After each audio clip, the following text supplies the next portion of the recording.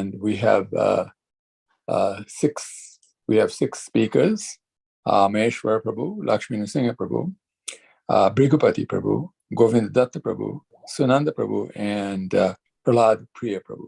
So that's the order in which all of you will be speaking, and I think a 15-minute time was allotted.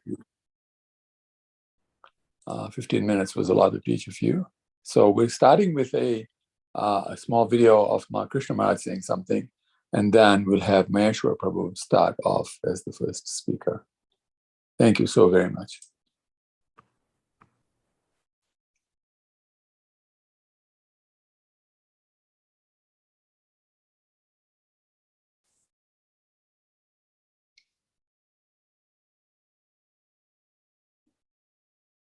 So we're just waiting for that video to come on. Momentarily, the video will start.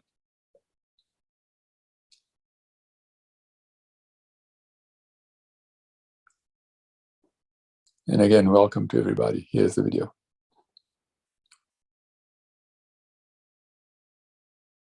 Krishna Kirtana Ganana Tanapano Premamritam Manidhi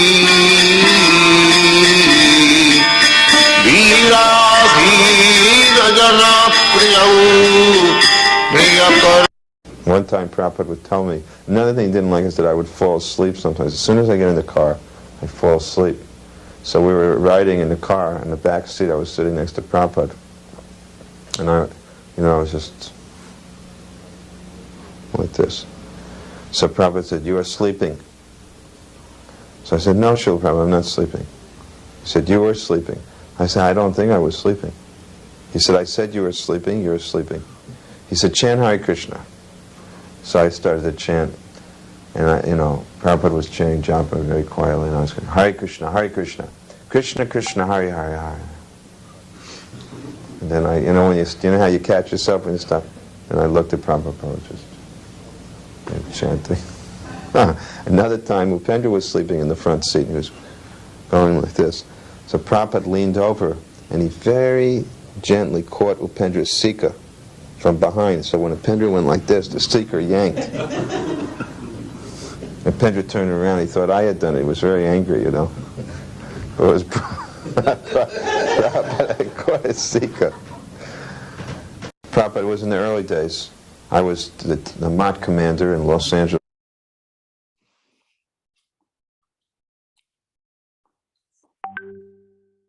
He had a tent city there. And Prabhupada had paid 8,000 rupees through Sagar. Madhavisa, I believe, went with this guy, Sagar Maharaj, who was a Gaudiya Math sannyasi. Actually, he had been rejected by the Gaudiya Math, but we didn't know it. And he told Prabhupada, he came one day, and he said, "I can arrange it to Kumbh Mela." So I think Prabhupada sent Madhavisa with him. Anyway, they paid 8,000 rupees to rent the tents and everything, and we all set up, and we had a fantastic Mela, Kumbh Mela. Then everybody left to go to Gorakhpur, and they were all waiting at the train, and the only persons left at the campsite were Prabhupada and myself. We were going to go at the end in a rickshaw to the train. So what happened was that this Sagar Maharaj cheated us and cheated the tent wallas. He didn't pay them the full price. So these huge guys, Sikhs, huge guys came in, and they demanded from Prabhupada, that he pay them the balance. And I was scared stiff. These guys were 6 foot something, 200 plus pounds, and little Prabhupada's frail personality. It was 1971. He was very strong, but still frail. Prabhupada couldn't have been more than 5 foot 6 inches high, and I wasn't much more than that. And these guys were bearing down on Prabhupada, and Prabhupada said, "No, we have given you the money, and we will not give any more money." And he was on and on talking with them all. And he said, "No, no," and they were yelling and yelling, and I didn't know what was going to happen. And finally Prabhupada said, he just got up, he took his chadar, threw his chadar up, and he said, "Let us go immediately." And he walked out, and they started following him, screaming. Prabhupada called a rickshaw, got in the rickshaw and said, "Go to the train station," and we just drove off. And Prabhupada could be very strong with this. When Prabhupada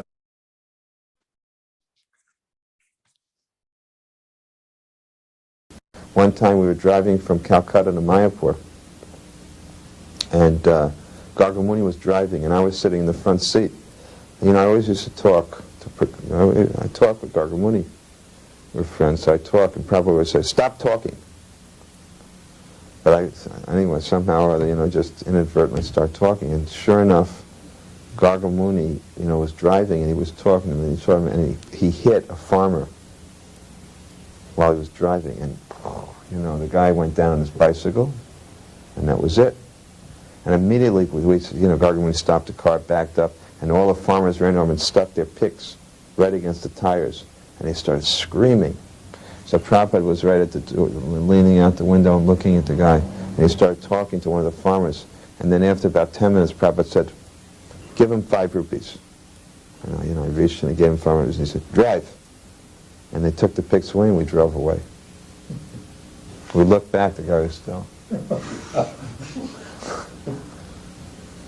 Prabhupada was an expert, you know. Of course, I didn't talk after that. I didn't say a word after that.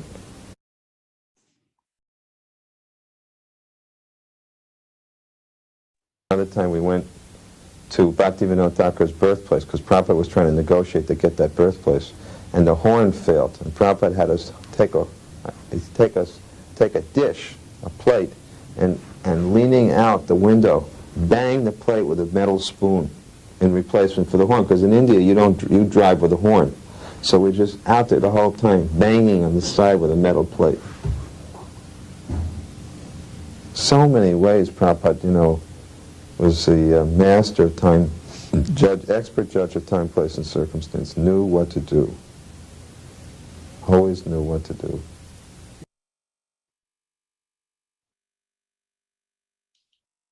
Prabhupada insisted we introduce the books. When one time we were going in Japan, Prabhupada asked me, when we were going to India, he said, "If anyone challenges that I have used this name Prabhupada," he said, "you should ask them, how many books have you printed? How many miles have you traveled? How many temples have you made? How many devotees have you made?" He said, "Ask them that." He said, "I should not say this." He said, "But I can say it honestly." He said, "I have inherited the property of my Guru Maharaj." Very strong.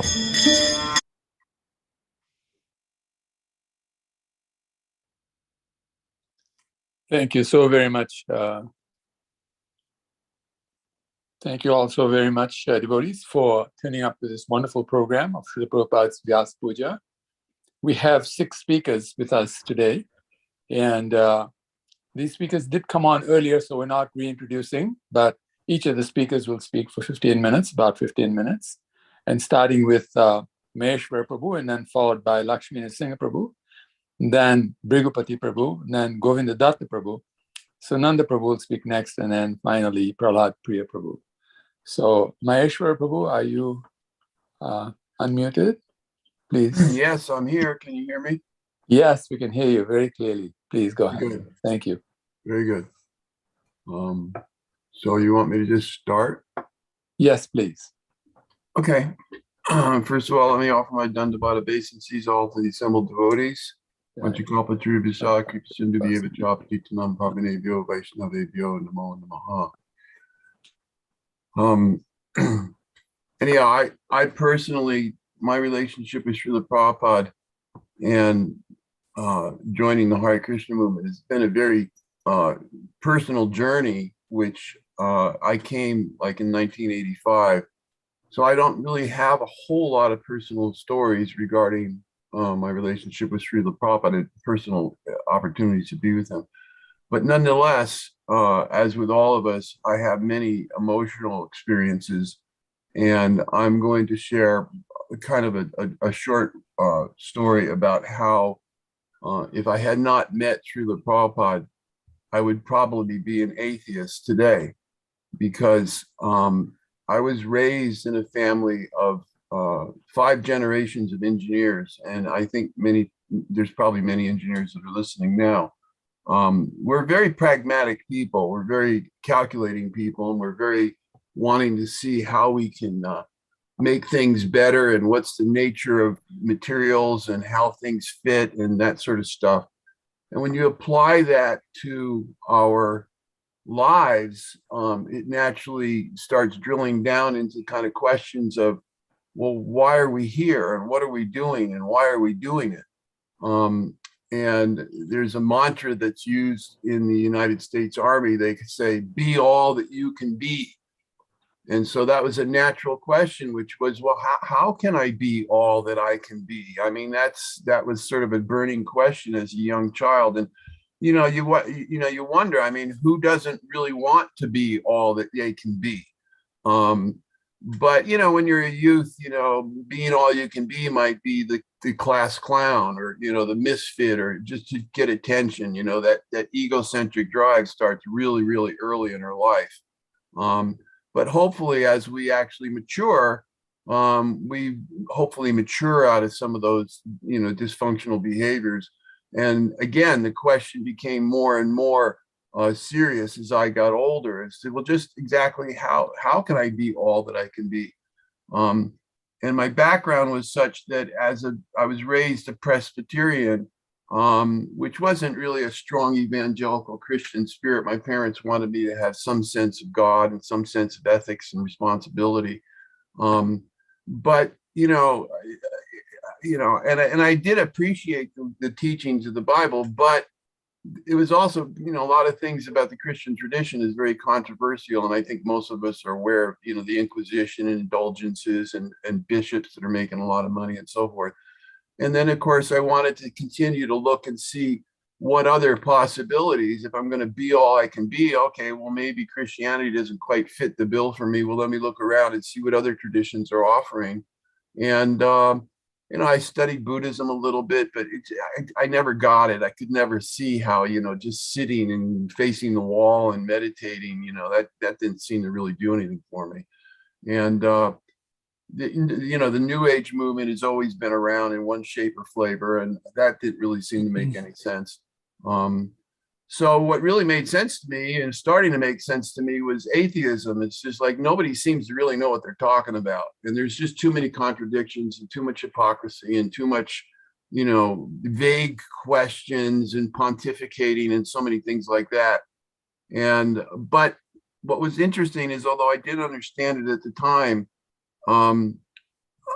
Super Soul was telling me that atheism's not really the answer either. Krishna was speaking to me from within the heart, and he was going, no, that just doesn't feel right. That's the problem with atheism. And yet I was still very frustrated because I didn't really seem to have a goal or a direction.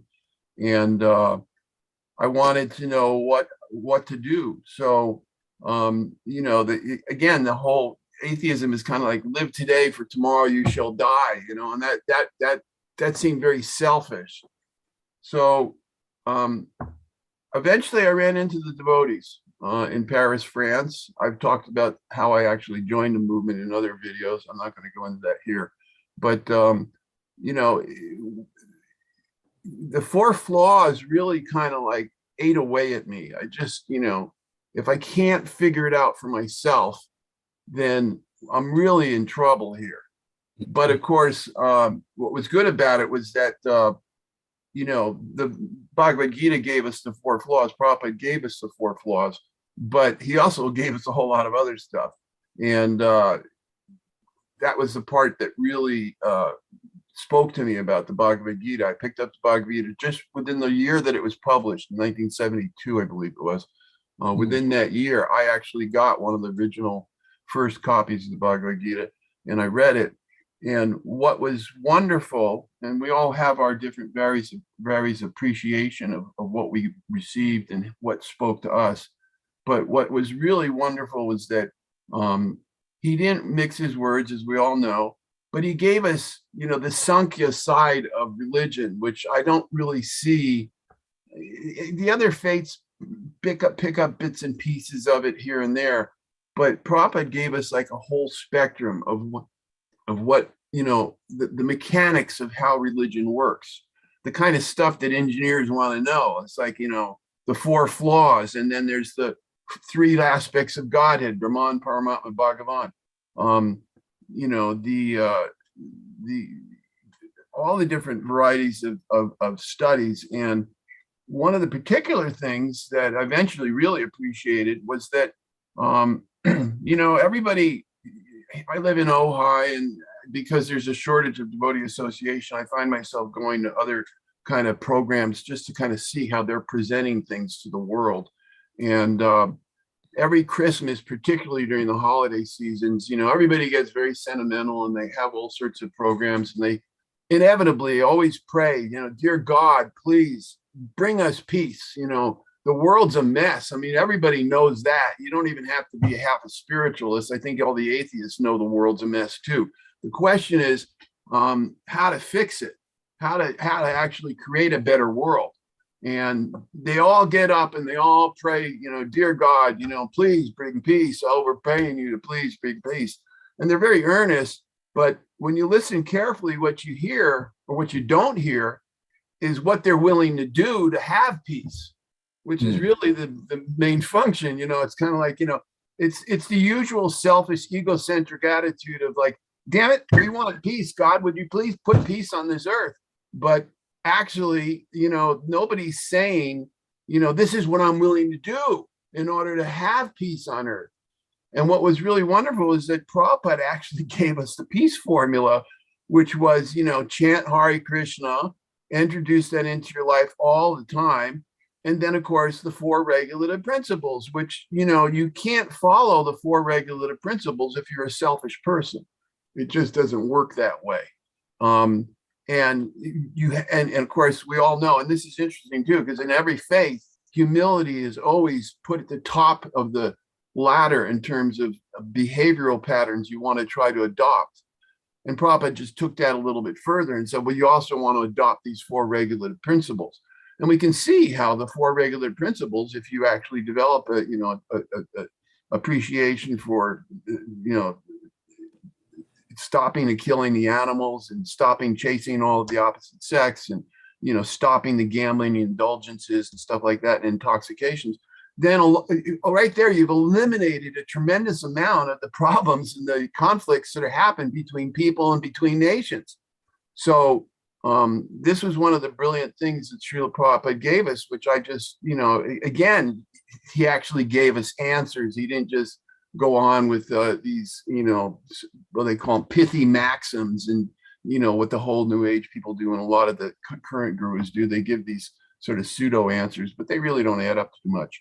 And the other thing that I really thought was brilliant was how Prabhupada gave us the full entire Bhagavad Gita. Now, I know that sounds a little silly because there's a lot of people who've translated the Bhagavad Gita, but I know for a fact that there's a few contemporary, or at least back in the 60s and 70s, contemporary gurus who did not give us the full Bhagavad Gita, and yet it was a Bhagavad Gita. And I can't remember exactly who it was, but I know one of them only translated up to the 12th chapter. And I think there's one or two others who only actually more currently, I won't mention their name, but people have made comments on Bhagavad Gita. They like to present Bhagavad Gita to, you know, because everybody knows, Prabhupada always told us that everybody knows that you have to deal with Bhagavad Gita. If you want to be accepted as any kind of a real legitimate spiritual person, at least from the Indian point of view, you got to deal with Bhagavad Gita. Even Shankaracharya had to deal with the Bhagavad Gita. But so what some of these people will do is they'll deal with the Bhagavad Gita, but they'll leave out the parts they really don't want to talk about, or they know that if they talk about it, it's not going to support the current following that they have. And they got that motive to want to have a large following, which of course we all know Prabhupada was just, boom, it's whatever Bhagavad Gita as it is. We're going to talk about what actually Krishna says, whether you like it or not. I'm not going to change it just because you have some hippie idea that I want to smoke pot and get high and realize God on my own terms. It doesn't work that way. So Prabhupada gave us the Bhagavad Gita, and he gave us all 18 chapters. And if we look at the last 6 chapters of the Bhagavad Gita, you know, chapter 14, the 3 modes of material nature, right there, all of a sudden, guess what? There goes your right out the window goes your whole non-judgment thing, which is sort of the mantra of the day nowadays. Or, in politics, it shows up as, being politically correct. And Prabhupada said, no, it's like, here's what's good. Here's what's probably most people are doing in the mode of passion. And by the way, yes, there is a thing called evil, and it's described, and the boundaries of it are outlined in the modes of nature regarding ignorance. So how daring that Prabhupada would come and actually put a definition on what was ignorance, or at least he shared with us what Krishna's definition of what ignorance is. And, a lot of people don't want to hear that. They want to think that they're wonderful when they're doing things which are maybe very much in the mode of ignorance. So chapter 15, the yoga of the supreme person. It's like, wow, you mean there's actually a person out there? Again, very, very personable, very, very definitive. Krishna has a personal look. He has a place he lives. He has a lifestyle that we can appreciate.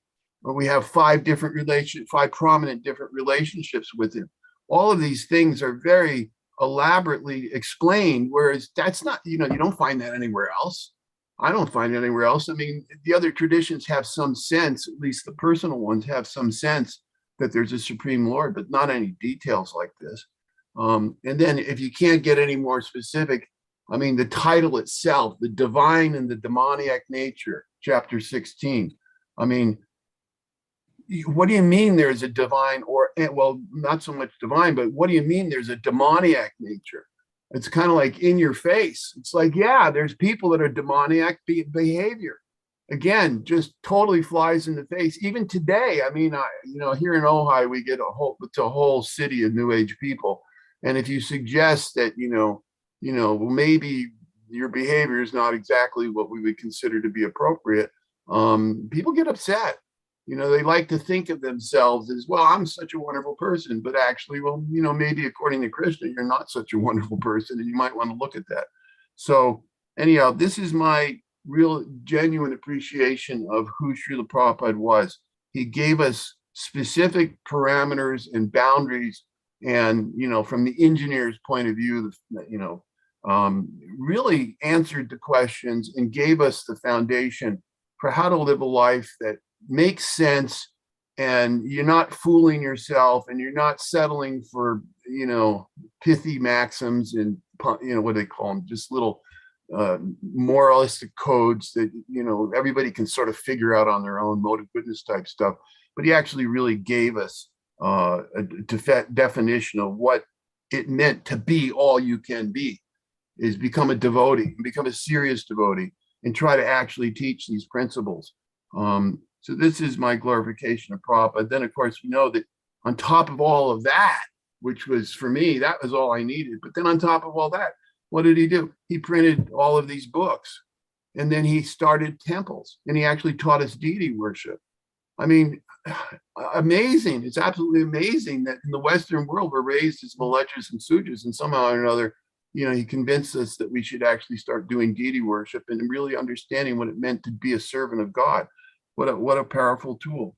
So despite all of the obstacles and what I knew would be a big turmoil in my life, I was my senior year in college at the University of Kansas studying industrial design. I could not resist this point of the four flaws. I could not find a wiggle room to get around it.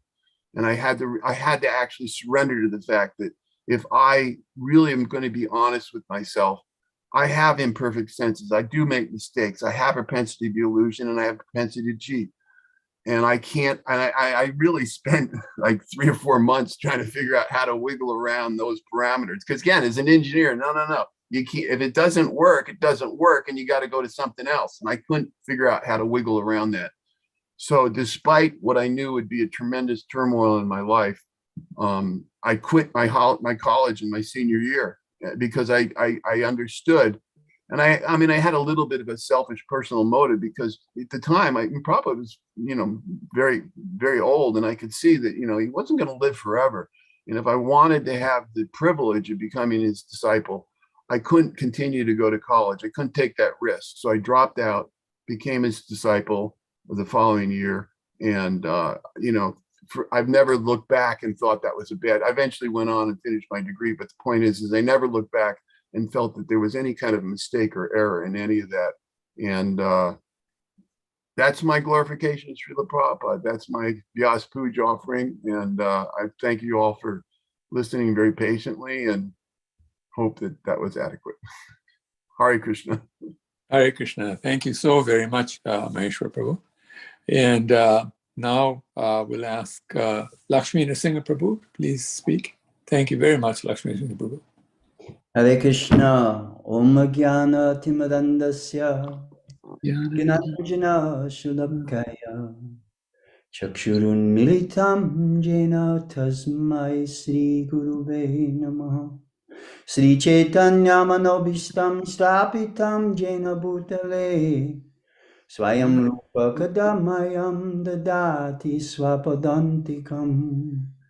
Namo Vishnu Padaya Krishna Prestaya Bhutale Srimate Bhakti Vedanta Swami Niti Namine Namaste Saraswati Deve Gauravani Pracharine Nirbhishesha Shunyavadi Pastyatadeshatarine Jai Sri Krishna Chaitanya Prabhu Nityananda Sri Advaita Gadadhar Shivasari Gaura Bhakta Vrinda Hare Krishna Krishna Krishna Hare Hare Hare Rama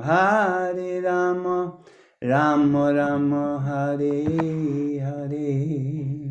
Srila Prabhupada Ki Jai. My respectful obeisances to all my God brothers, for all their decades of selfless service at the lotus feet of Srila Prabhupada, and for their enthusing, empowering, encouraging association. And I beg their mercy that I may speak a little from whatever glimmer of realization I may have about Srila Prabhupada and my relationship. I thought, given the 15 minutes, I would try to divide it up into three divisions. First division's a little bit how I came to Krishna consciousness. I never really speak about that so much, but just a little, because it's relevant to the glories and greatness of Srila Prabhupada and all the books that he has written. Because it is solely by that mercy, the mercy of Prabhupada's books, that I came to Krishna consciousness. Secondly, I'll describe a little bit of personal interactions that I've had with Srila Prabhupada that are so, although not many in terms of quantity, but in terms of the qualitative effect on my life and the commitment to Krishna consciousness, they are extremely significant. And thirdly, if I have the opportunity, the chance, a little bit of the social, the relevance, contemporary relevance of Srila Prabhupada and his teachings, even today, some 40-something years after his departure. So, Hare Krishna. Though I first came in contact with Srila Prabhupada through his books and through his album. I got one of his, the album, the Radha Krishna Temple album, back in 1971. I was, at the time, I was finishing up my degree in English literature. I got a Bachelor of Arts degree from Albright College. And while there, because I was a literature major, I had to read many, many different books. And one of my classes was epic poetry, and one of the epic poems that we read was the Bhagavad Gita. I remember that that translation was by Christopher Isherwood. It was a very tiny book. There was absolutely, thank God, there was no commentary. And I read that book and compared to all the other epic poems, it was just absolutely amazing to me what was being said there. I read Beowulf and so many other poems, but the poem that was considered an epic poem, the Bhagavad Gita, had so much relevance to me and to where I was at the time, because like many of my God brothers and God sisters of the time, we were seekers. We began to realize at some point of our journey that, the material world was not going to do it for us. It was not going to fulfill. There might have been little glimmers or glimpses of happiness, but as far as fulfillment, we actually weren't feeling very fulfilled. And certainly I was no different at that time. And, regular Jersey boy who made good and went to college, and in college I had the ability to be exposed to many things like these various literatures, and ultimately I got connected with Bhagavad Gita in that epic poetry class. So I noticed during my studies that all the authors that I was attracted to were influenced by Eastern religion. So I thought, okay, why don't I go to the source? And that began my journey in terms of looking for different philosophical treatises on, coming from the East. And again, I came across the Bhagavad Gita. And finally, I came across Prabhupada's Gita. I will be forever grateful to the two personalities. I remember them very clearly, who gave me my first contact or connection with Srila Prabhupada's literatures. The first one was Mahar Devi, who was at that time Bhaktin Mary, and she was wandering around Port Authority, and I was catching a bus out of Port Authority. And like I said, I had this interest in Eastern mysticism at the time, and she was actually taller than me. She's quite tall, and she came sauntering up to me, and she said, "Would you like to read this?" And it was only a pamphlet. It was called The Reservoir of Pleasure. You all remember that. And I took it, and it had just this beautiful, it was like purplish in color, and had a picture of Krishna on the front. And on the back was a picture of Srila Prabhupada. I think they both were colored pictures. So yeah, I told her, sure, I'll take it. Of course, at that time, I was just a struggling college student who had a part-time job playing music, and didn't have much money. So I gave her 80 cents, and she, gleefully took it. And I took that Reservoir of Pleasure, and I was reading Buddhism and Taoism, and so many different things at the time. And I took that pamphlet, I got onto the bus, and I started reading it, and I thought, oh my God, it was one of those realizations that everything that this person was saying to me. And it was almost like my first personal dialogue with the author of this pamphlet, who was A.C. Bhaktivedanta Swami Srila Prabhupada. So that was my first connection. My second connection, again, was, and I know Govinda Datta probably distributed a lot of books in Port Authority. Again, it was in Port Authority. And again, I was coming home from a job in Cornell University. I was playing music there, I played percussion for a fairly popular folk singer of the time in New York City. And I was coming back, and what had happened is I had no money, because you didn't get paid in cash, and he just gave you a check at the end of the gig. And so I didn't realize I had no cash. So I came into the Port Authority, and I was thinking, oh my God, how am I going to get home? Because I lived in New Jersey. And so I called my friend up in New Jersey. I said, can you come pick me up? I lived right outside of Newark, New Jersey. It wasn't that far. So he said, yeah, I'll come pick you up. So I was sitting on my suitcase waiting for my friend to come pick me up. And then this little petite devotee, whose name was Daivi Shakti, she comes like practically on her knees. She comes sliding up to me. I'm sitting on the suitcase. She comes sliding up to me with this big book in her hands. And if you know Daivi Shakti, she's like so cute, in her way. And she just hands me the Bhagavad Gita, and she said, do you know this book? And I said, yeah. I studied that book a little bit in my college time. She said, well, this is my guru's translation, and I would like for you to have it. And I was like, oh, I was ecstatic, because Bhagavad Gita had such an impact on me. I took the Bhagavad Gita, and I was kind of embracing it. And she said, can you give a donation? And I said to her, I don't have any money. That's why I'm sitting here. I'm waiting for my friend to pick me up. I don't even have enough money to get home on a bus, which at that time, 1971, was maybe a couple of dollars at most. And so she looked at me, she kind of cocked her head and she said, and big smile on her face. She says, you know, I can sense that there's something about you, that you're sincere in your search. So I'm going to give you this Bhagavad Gita. And to me, and you know what it was like in those days, very few devotees of that caliber of distribution gave away hardbound Bhagavad Gitas. And she just presented the Bhagavad Gita to me. And it was like, you know, wow, thank you very much.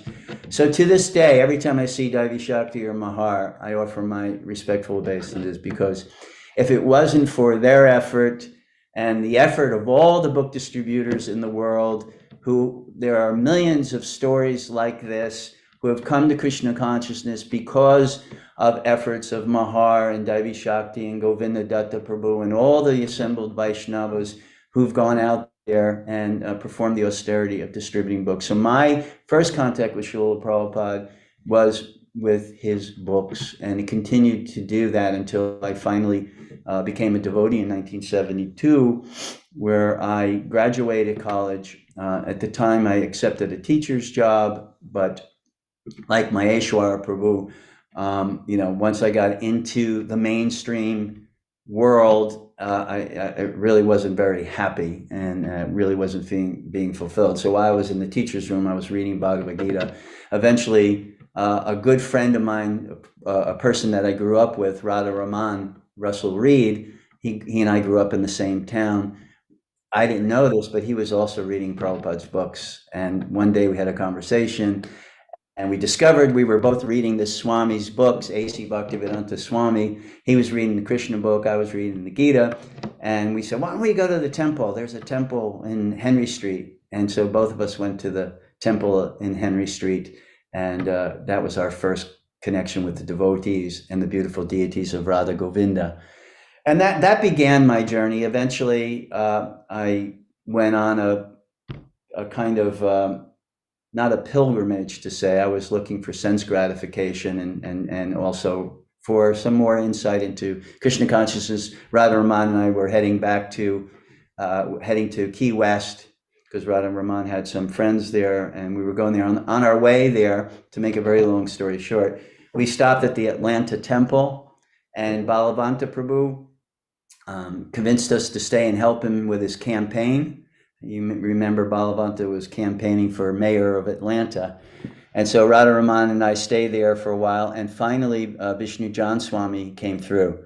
3 sannyasis came through at that time, and I spoke to. One was Sudama, the other one was Rupanuga, and the last one was Vishnu John Swami. And he was the only one that asked me to travel with him. The other two, you know, they kind of spoke to us, Radha Raman and I, but Vishnu John Swami said to us, you guys are musicians. You know, Radha Raman was a guitarist. He said, why don't you travel with us? Come and, you know, we're like a road show. You know, we're just playing instruments and chanting Hare Krishna. So I said, sure, why not? You know, and Vishnu John Swami said, I only want a commitment of about 6 months. Can you do that? 6 months you travel and then you go your way. I said, yeah, okay. So Radha Raman found out, because I owned the van that we were traveling in. Radha Raman and he found out that I was joining. He says, well, you're not going with that Swami without me. I'm going too.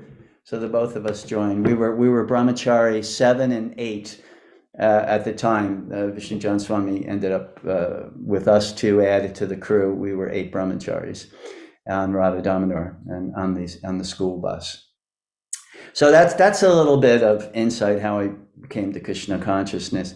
The second thing I wanted to talk about is my personal interactions with Srila Prabhupada.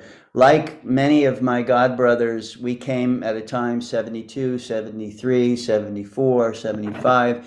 At that time, it was difficult to get a lot of personal association with Srila Prabhupada. And lo and behold, you know, one of my, this isn't necessarily in chronological order, but one of my connections and contacts with Srila Prabhupada was at the Radha Govinda Mandir on 55th Street. At that time, I believe it was either 1975 or 76, I was a Sankirtan leader.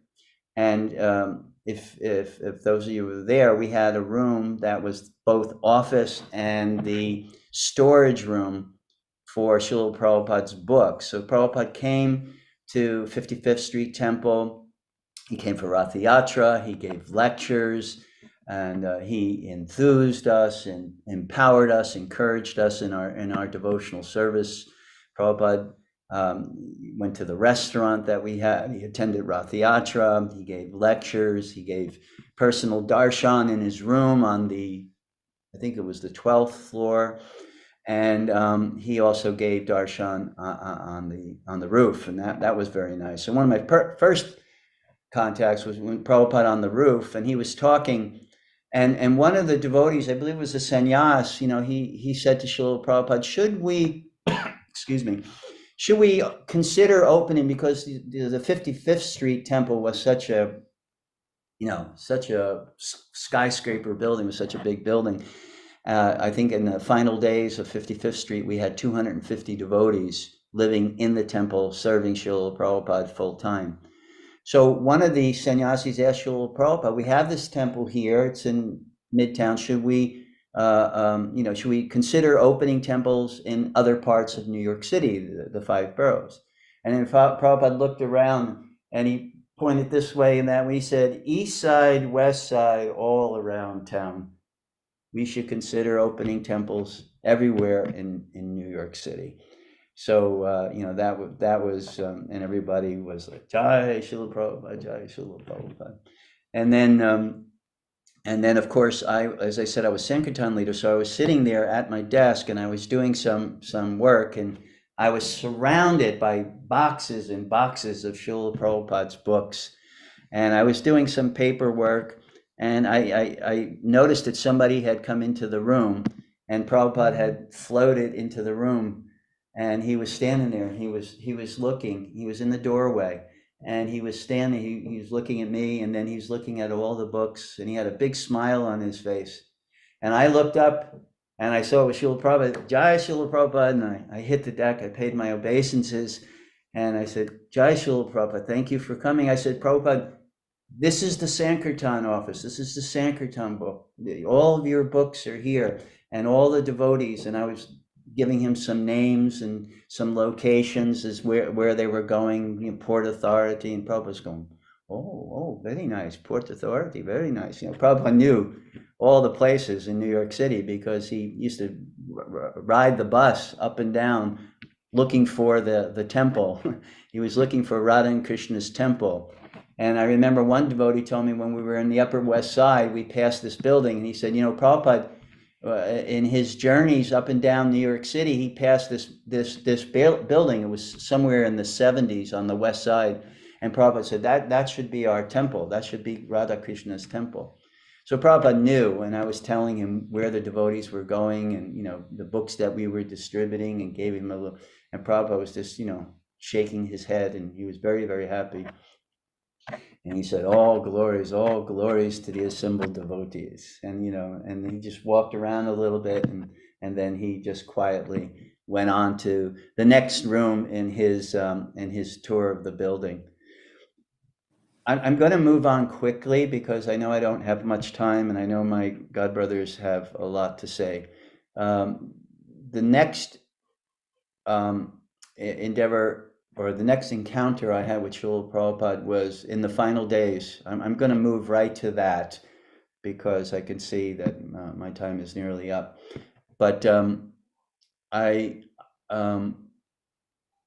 had the great fortune I was temple president of the time in Puerto Rico, and we were establishing a temple there and doing a lot of book distribution at the airport. And so when we found out that Prabhupada was gravely ill, I decided to go to India. And I first flew to New York, where I visited first my 9-year-old nephew who was dying from cancer of the bone marrow. So I stopped in to see him. It was October 19th, and he was 9 years old. And I gave him Prabhupada's magazine, Back to Godhead magazine, and I gave him Radha Govinda's garland. And garland him with this huge garland, and he had Prabhupada's magazine right next to him. And my mother said, I left prior to his dying. He died shortly thereafter, the 9-year-old nephew of mine. But my mother said in some of his parting words were, "I feel so happy." And my mother said that Radha Govinda's garland was right above his head and Prabhupada's book was right next to him. And he was telling my mother at 9 years old, just about to leave his body, he said, "I feel so happy," because my mother was crying. And my little nephew Edward said, I feel so happy. I feel so peaceful. This was the realization of the 9-year-old boy. And I realized this was solely and wholly the mercy of Srila Prabhupada. That Prabhupada had entered this room and given him his Sangha, and Radha Govinda had given their mercy. And that was my last encounter with him. And again, I saw that was the inestimable mercy of Srila Prabhupada.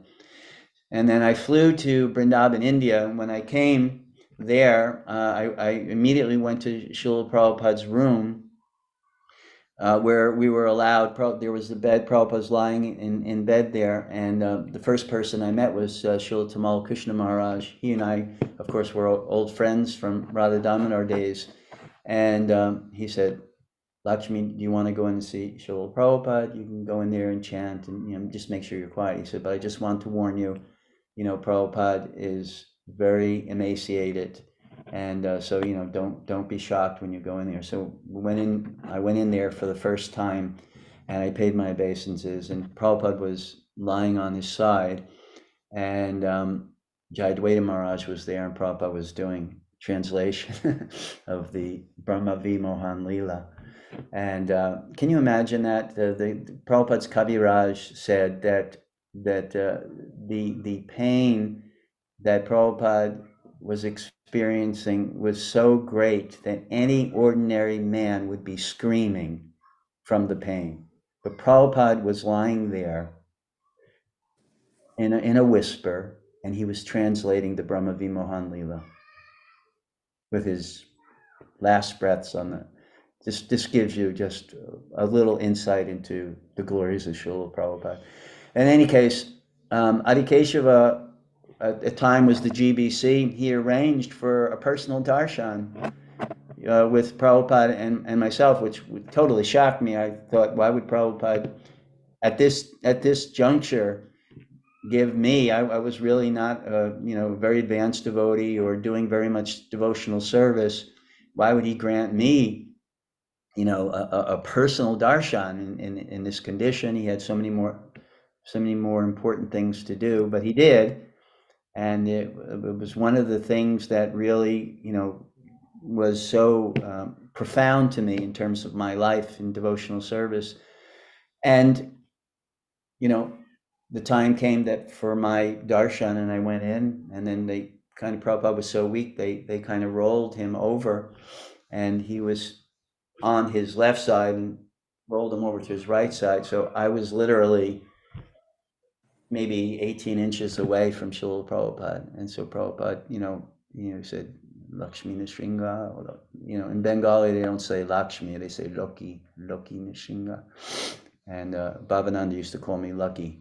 So Prabhupada said my name, and then he said, "So you are where?" And I told him, so I began to give them a kind of a rundown. In Puerto Rico, Srila Prabhupada, we're distributing lots of books, both on the street. We were going door to door at the time. We were distributing books at the airport, and we were doing Harinam in the ghettos and distributing prasadam. And I was telling Prabhupada about all this, and I was telling Prabhupada, what Puerto Rico was like.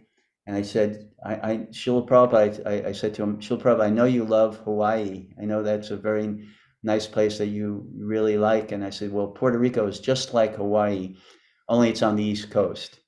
So Prabhupada said, "Oh." And I said, "So Srila Prabhupada, if you could kindly come to Puerto Rico, I'm sure, the weather and everything, it will help you to recuperate." Of course, none of us could even imagine the day or the time when Prabhupada would depart this planet. We were always in this ever hopeful mood that Prabhupada would stay with us forever. We were such, at least I can speak for myself, such neophyte devotees of the time.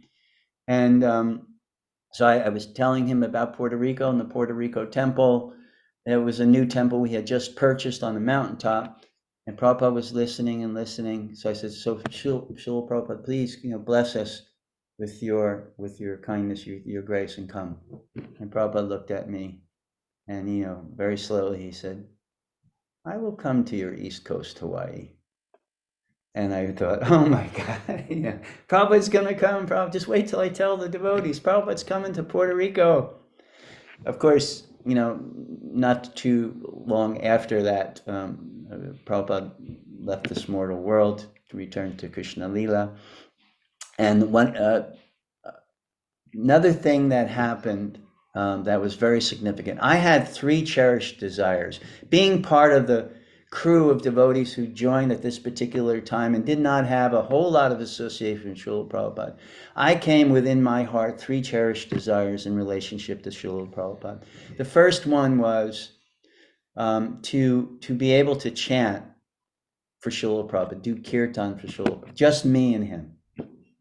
And the second cherished desire was to massage his lotus feet. I always would look with great longing and even envy, at the devotees who had the opportunity to massage Srila Prabhupada, because Srila Prabhupada very much liked to be massaged, or as Harisari would say, massage. And I thought my second cherished desire was the opportunity to massage his lotus feet. And the third cherished desire was to have prasadam that touched the lotus lips of Srila Prabhupada. So these are the 3 things that I was thinking about, meditating upon. I was able to go into the room and chant japa while Prabhupada was there. So one time I was sitting there chanting japa, and Prabhupada was resting, and Bhavananda came up to me and he said, Lakshmi, would you like to massage Srila Prabhupada's lotus feet? And I said to him, are you kidding me? What, are you crazy? Of course I would. So he let me come, and he removed the covers from Prabhupada's feet and gave me some mustard seed oil, and I put the oil and warmed it up into my hands, and I began to massage those lotus petal soft feet of Srila Prabhupada. And that was just like, oh my God, the first cherished desires. Of course, the other 2, I thought they were beyond my reach, but just be in the moment, Lakshmi, be in the moment, just massage and meditate on your great fortune. And I did, and that was that. So I was just totally ecstatic at the time. And then the second thing, Bhavananda came up to me the following day and he said, we're trying to have 24-hour kirtan for Srila Prabhupada. He said, would you be willing to do kirtan from 12 midnight to 3 a.m.? And I said, yes, okay. Who else is going to be there? He said, no, it's just you and Prabhupada. And he said, I'll be coming in and out, but he said at that time, no one else is there. So, okay, I went in, I went there, got there early. I went in, 12 midnight. Bhavananda gave me a little set of kartals. He said, very softly, do not chant loud, do not clang. And he gave me some guidelines. And I said, okay. So Prabhupada's bed was actually the head of the bed. I was sitting a little bit at a distance from the head of the bed. So Prabhupada's, head was right there. And I was chanting and I thought to myself, okay, Lakshmi, get it together. Don't do anything stupid. Just meditate on. So I just was chanting, Hare Krishna, Hare Krishna, Krishna Krishna, Hare Hare, Hare Rama, Hare Rama, Rama Rama, Hare Hare. So I stayed with that melody. So for about an hour and a half, and wouldn't you know it, the restless mind, right? At those days, there were always trends in kirtan. So one of the trend in kirtan was this Brahma Bole, Chaturmukhi, Krishna Krishna Hare Hare, Panchamukhi, something like that. I lost it because Prabhupada. Mahadeva Panchamukhi. Mahadeva Panchamukhi. Rama Hare Hares. I went into that, and I can tell you, I don't know exactly the time, but it was shortly seconds after I started that chant.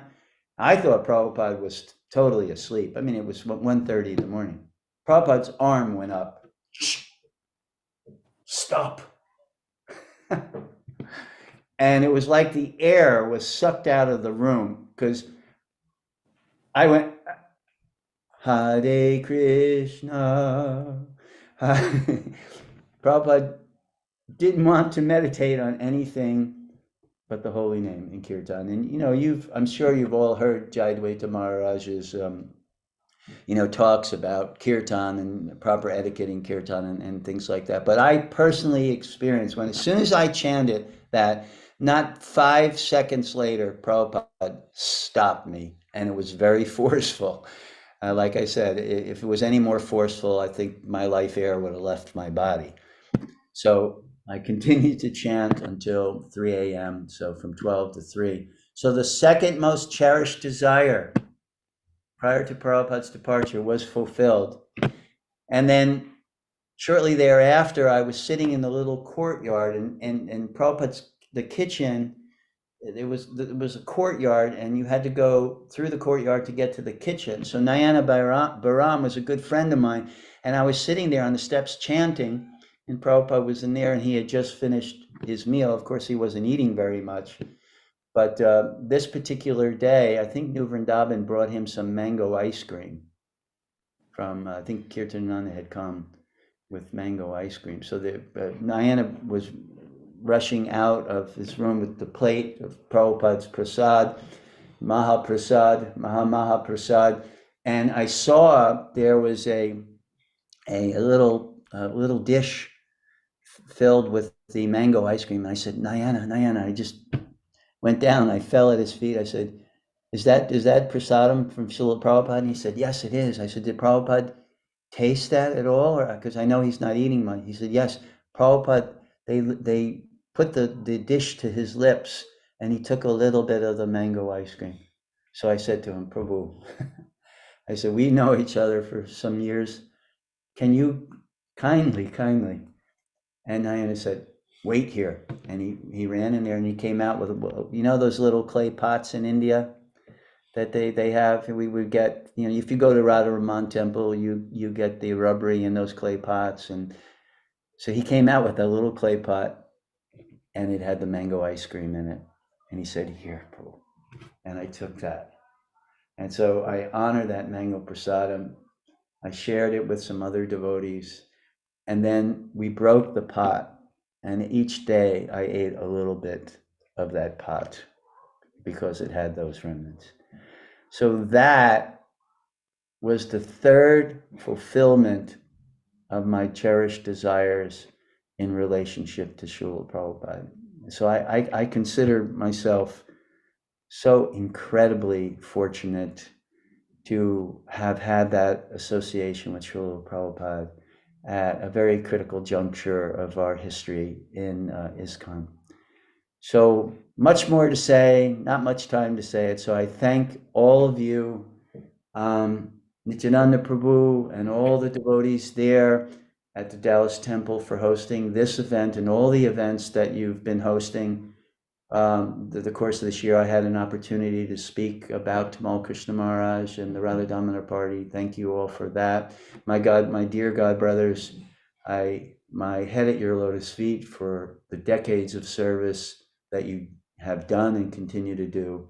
And I beg your forgiveness. I have to leave the thing because I'm here with devotees that are hosting me, and I'm leaving very soon to go back to South Florida because my son has school, and my wife is a medical doctor. She has to work tomorrow. I have the luxury of being retired, but she doesn't. So I beg your forgiveness, and thank you so much for your association. Hare Krishna. Thank you, Lakshmi Nrsimha Prabhu. Jai, glories to Prabhupada. Jai, Srila Prabhupada ki jai. Jai. Brigupati Prabhu, please enlighten us. Thank you so very much, Prabhu. Vanchakalpatarubhyascha kripasindhubhyevacha patitanam pavanebhyo vaishnavebhyo namo namaha.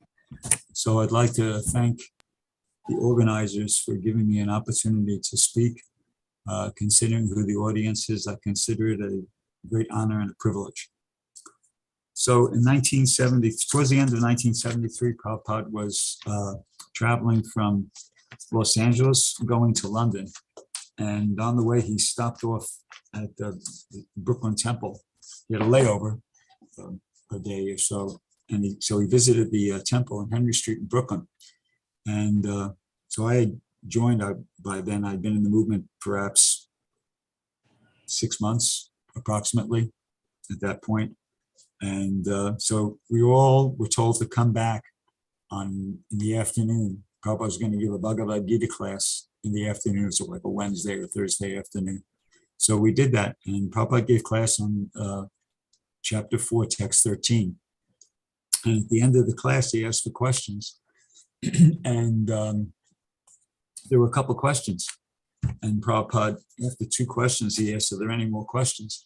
And Prabhupada was sitting in the on his Vyasa, really relaxed, like leaning back on the bolster, just really relaxed. He goes, are there any more questions? And nobody raised their hand. And I was thinking, no, come on, somebody raised their hand. And then he asked again, are there any more questions? And nobody raised their hand. And I was thinking, what is the problem? So isn't it obvious that Prabhupada wants to keep speaking? Somebody asked, raised their hand. And I wasn't thinking that it was my position to ask a question because I wasn't initiated at that point. And I'd only been in the temple like 6 months. There were devotees who'd been there 2, 3, 4 years, etc., more. So I just was thinking, come on, somebody ask a question. And then Prabhupada, a 3rd time, he said, are there any more questions? And at that point, I just thought, my God, somebody, I was feeling uncomfortable on behalf of Srila Prabhupada. I was feeling like, Prabhupada wants to speak. Why are all you people embarrassing him now? Anyway, so I just raised my hand. I didn't have a question, but I just was feeling like, come on, somebody's got to ask a question. Prabhupada wants to speak. So I raised my hand and they called on me. Prabhupada called on me, or Shruti Kirti, I can't remember who. It was his secretary at the time. And so I said, I just made up a question. I said, Srila Prabhupada, could you say something about the mercy of Lord Chaitanya? Not even a proper question. It was like, I just was trying to give Prabhupada an opportunity to continue speaking. I was thinking that was what I should do. So Prabhupada, he leaned over to Shruti Kirti and he said, what did he say? I couldn't actually hear you because he kind of said it quietly. But what did he say? Like, it's obvious from the facial expressions and everything. Prabhupada I didn't speak up loudly and clearly enough. So he had to ask Shruti Kirti for clarification. So Shruti Kirti said something back to him. And then Prabhupada, as I said, up till that point, he was sitting back in his Vyasa, very relaxed. But he sat up very straight.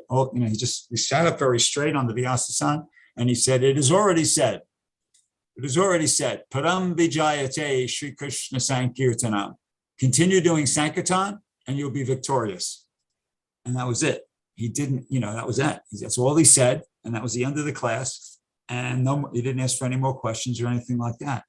And I was kind of like bewildered. What happened? Did I just get chastised or what? I didn't even, I was kind of like all disoriented. And then a devotee came up to me. I think his name was Padmanabha. He was, Prabhupada disciple. Everybody's Prabhupada disciple, of course, at that time.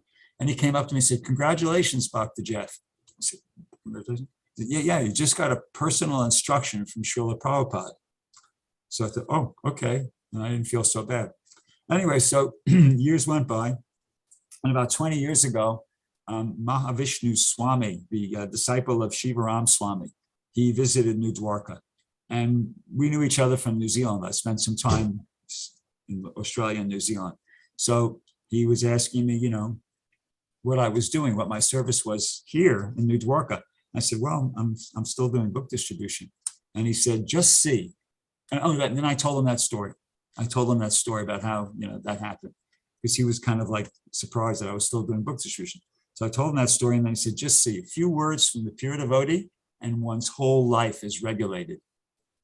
And I meditated upon that, and I think, yeah, that makes a lot of sense. The power of Prabhupada's words. It's a combination. I mean, I don't think it's, I mean, there might be some mystical potency in having said that. I don't discount that, but also just the faith that all of us had in Prabhupada and his words that, Prabhupada said it, okay, I'm doing it. And I've kind of thought like that, because everybody in their lives is, you come to various junctions, points where you can, should I do this? Should I do that? Should I do this? To that? And so, of course, like everybody else, I've had those. And I just keep remembering that when I come to these points where I have to make a decision, well, what should I do? I always remember, well, Prabhupada said, just continue doing Sankirtan, you'll be victorious. And I just choose that. And it's so far so good. I'm not going to complain. I'm kind of, I mean, there's always tons of room for improvement, but I'm happy, grateful and happy with, the way my life has progressed and improved, by following that instruction.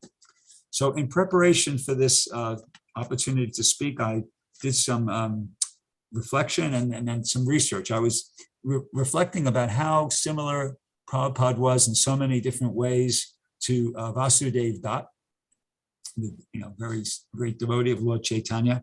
And I, in the course of doing some research about his life, I found that in the Chaitanya Charitamrita, Prabhupada in one of his purports mentioned that he was an incarnation of Prahlad Maharaj. So in preparation for this, I studied two sections. One section of the Chaitanya Charitamrita, Madhya Lila chapter 15, where Lord Chaitanya meets with Vasudev Dutt, when all Vasudev Dutt, along with many, many devotees, came from Bengal to participate in the Rath Yatra festival in Jagannath Puri. Lord Chaitanya met with them at that time. And also then I also studied a small section from the prayers of Prahlad Maharaj in chapter 9, 7th canto, chapter 9, text 41 through 44 in the Srimad Bhagavatam. And I found a lot of interesting statements, things that Prabhupada said about Vasudev Dutt or about Prahlad Maharaj or about a pure devotee in general. And I was really found that how accurately they seem to apply to Srila Prabhupada. So I'd like to share a few of those with you. Now this is, as I said, this is the first one was studying the Chaitanya Charitamrita. This is Madhya Lila chapter 15, text 162. So this is Vasudev Dutt speaking. My Lord, my heart breaks to see the sufferings of all the conditioned souls. Therefore, I request you to transfer the karma of their sinful lives upon my head. My dear Lord, let me suffer perpetually in a hellish condition, accepting all sinful reactions of all living entities. Please finish their diseased material life. So, and the purport Prabhupada says, a Vaishnava is so liberal that he is prepared to risk everything to rescue the conditioned souls from material existence. So on this point, a few days ago, Badri Narayan Maharaj, GBC here in Southern California, sent me an email with a link. He was recommending that I watch this class that Mother Daivi Shakti gave in Vrindavan back on Prabhupada's, I can't remember when it was. It was recently. It wasn't just the other day, but it was just a few months ago. She was describing about Prabhupada's leaving India and coming to America. And she very vividly described his experience on the boat, on the Jaladuta, how for 2 weeks he wasn't eating their food. They were cooking vegetarian food, but Prabhupada wasn't eating. She didn't give the detail why. I imagine maybe they're cooking with mushrooms, onions, and garlic or something like that. Prabhupada considered it unsuitable. So he didn't eat for 2 weeks. He had chira, which I think is like a flat rice, which is not cooked. And he was just eating some chira and one other thing, which I can't remember. So he was getting weaker and weaker and weaker and weaker. And he was affected by seasickness. And then he had the 2 heart attacks. So anyway, the point is that Prabhupada did this. He was prepared to risk everything to rescue the conditioned souls from material existence. Very much like following in the footsteps of Vasudev Dutt. And he did it. Vasudev Dutt is expressing that here. I don't know what he actually underwent, but Prabhupada actually underwent a lot of suffering. And he took a lot of risk, and he experienced a lot of inconvenience in order to, get this Krishna consciousness movement started and develop it. So in that sense, he's very much like Vasudev Dutt here. Then Prabhupada goes on to say in the purport, Vasudev Dutt was so liberal that he requested Sri Chaitanya Mahaprabhu to transfer all offensive activity upon him, so the conditioned souls would be purified and go back home, back to Godhead. So once again, we know that's the same sort of mood Srila Prabhupada had. Here's a good one. As the perfect Vaishnav, he was para dukkha dukhi, very much aggrieved to see the suffering, see others suffer. The entire world is purified simply by the appearance of such a great devotee.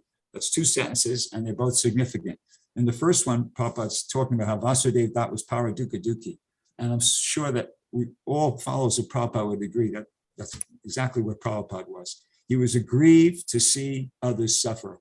It's true that he was doing this on the order of his spiritual master, but that's with, after fully thinking about and contemplating, meditating, and understanding what his spiritual master, as he understood, he was sort of committing himself to a mission of compassion and trying to help other people. It wasn't just like some getting an order from a general in the military or something like that. No, Prabhupada was on board. He was on the same page. He was embracing the same ideas, the same philosophy as was presented to him by his spiritual master. And that's why he felt so compelled to follow that instruction of his spiritual master, to go to the West and preach, because he shared those same feelings of compassion and understanding based on the philosophy of Krishna consciousness. So yeah, definitely Prabhupada was aggrieved to see the sufferings of others. And in this next sentence, the entire world is purified simply by the appearance of such a great devotee. Well, so whether this world knows it or not, that's the truth. This world has been purified by the presence of Srila Prabhupada. And I'm going to say more about that in a couple of minutes. So then in that same purport, Prabhupada goes on to say, one who executes Sri Chaitanya Mahaprabhu's mission must be considered eternally liberated. He is a transcendental person and does not belong to this material world.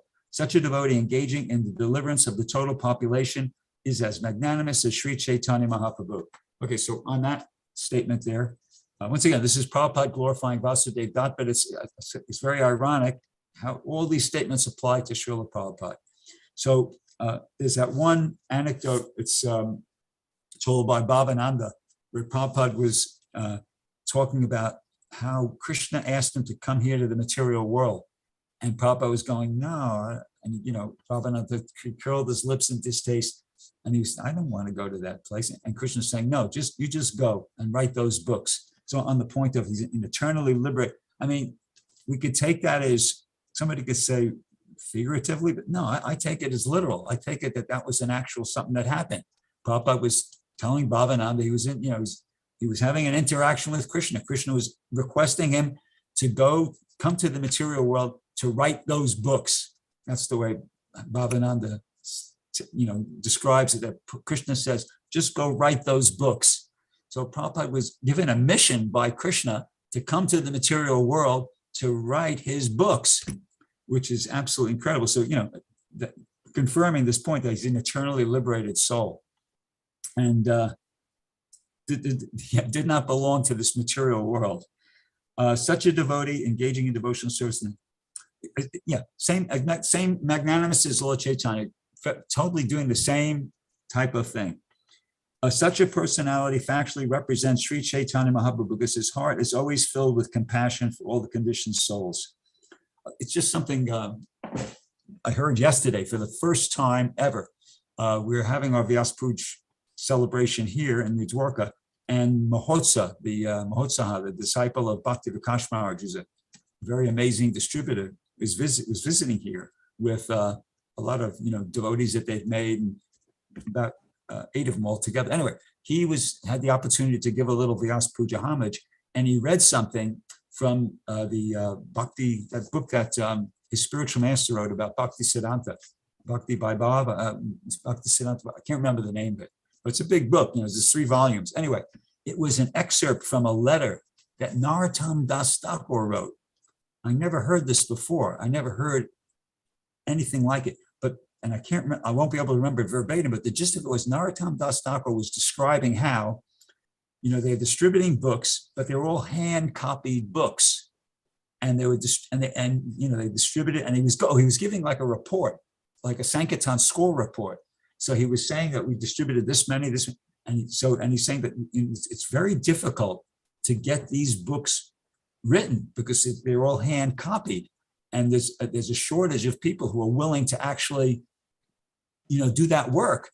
And he was apologizing, saying that for the time being, we probably won't.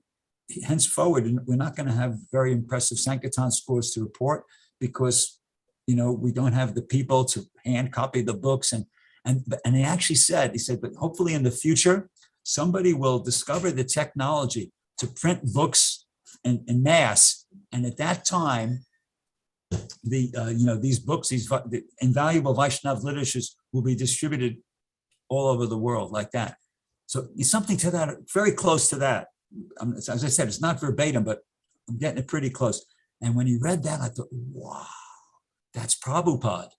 And Bhakti said, Bhakti Siddhanta started the ball rolling. He had a printing press, but I don't know, the numbers, any numbers, but I don't think there were like big numbers. It was just some printing presses in India.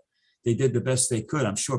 But Prabhupada is fulfilling that prophecy of Narottam Das Thakur, which is, he took advantage of the modern technology. And I think it's like close to 1 billion books. I don't know the figure, but I remember I'm talking about 10 years ago now, I remember hearing the figure of about 500 million. So we must be close to having distributed close to 1 billion books. That's a lot, and it's just, I only can't say we're just getting started, but I know it's not over. Just this morning, as these devotees were leaving, to continue their travels, they were talking we had like a little powwow in front of the temple room, and they were talking about how now their goal is they want to get America to beat India, because India's been the top in the world in book distribution for years running. And they kind of know the way they do it. They do a lot of like distribution to CEOs, the chief executive office of corporations, and then they just give them to all the workers. So anyway, they're onto it now. They're really seriously meditating on how the United States can top India in book distribution. So the book distribution spirit is far from dead and gone. Far from dead and gone. This devotee Mahotsa he broke Harinamananda's record about 6 months ago, and then he broke it another 3 or 4 times again. He broke his own record each consecutively another 3 or 4 times. So book distribution is alive and kicking, very much so. And these devotees are, thinking and talking like that, thinking like that. So, great things are yet to come. So moving on here. Now this is interesting. And this is relating to this other point I read here, which I said I would say more about how the whole entire world is purified simply by the appearance of such a great devotee. So this is a statement by Lord Chaitanya. He says, whatever a pure devotee wants from his master, Lord Krishna doubtlessly grants, because he has no duty other than to fulfill the desire of his devotee. So that's Lord Chaitanya speaking. And that's why, and that's why Prabhupada said, just by the appearance of Prabhupada, such a great devotee, the whole world's purified.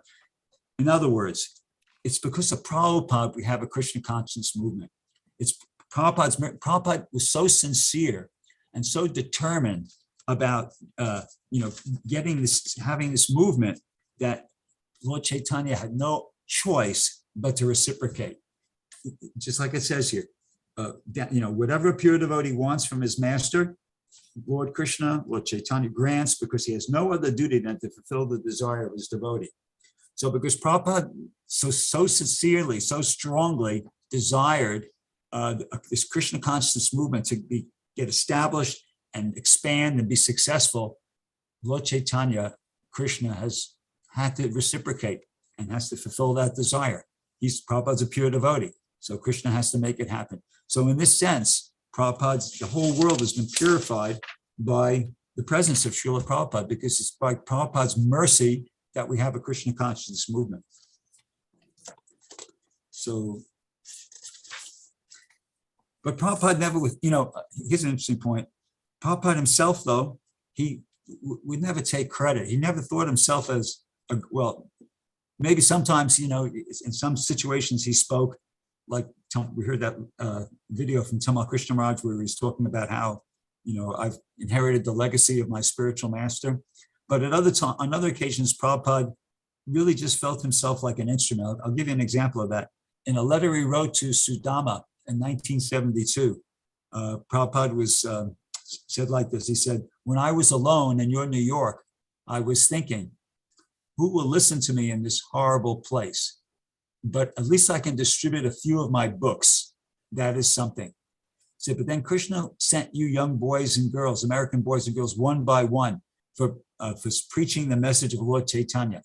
Now I could see it as a miracle. He says, otherwise, one old man in your city of New York with barely enough money to buy his food, how could he survive? What to speak of establishing the God-conscious movement for the saving of the whole human race? And Prabhupada then repeated, he said, now I can see it's a miracle. See? So Prabhupada didn't think of himself as, some great, great, great preacher. He saw himself as, I'm an instrument, and a miracle has been worked, using me as an instrument. I was instrumental to this miracle of Lord Chaitanya. So, another quality of Srila Prabhupada. Anyway, moving on here with these different things here.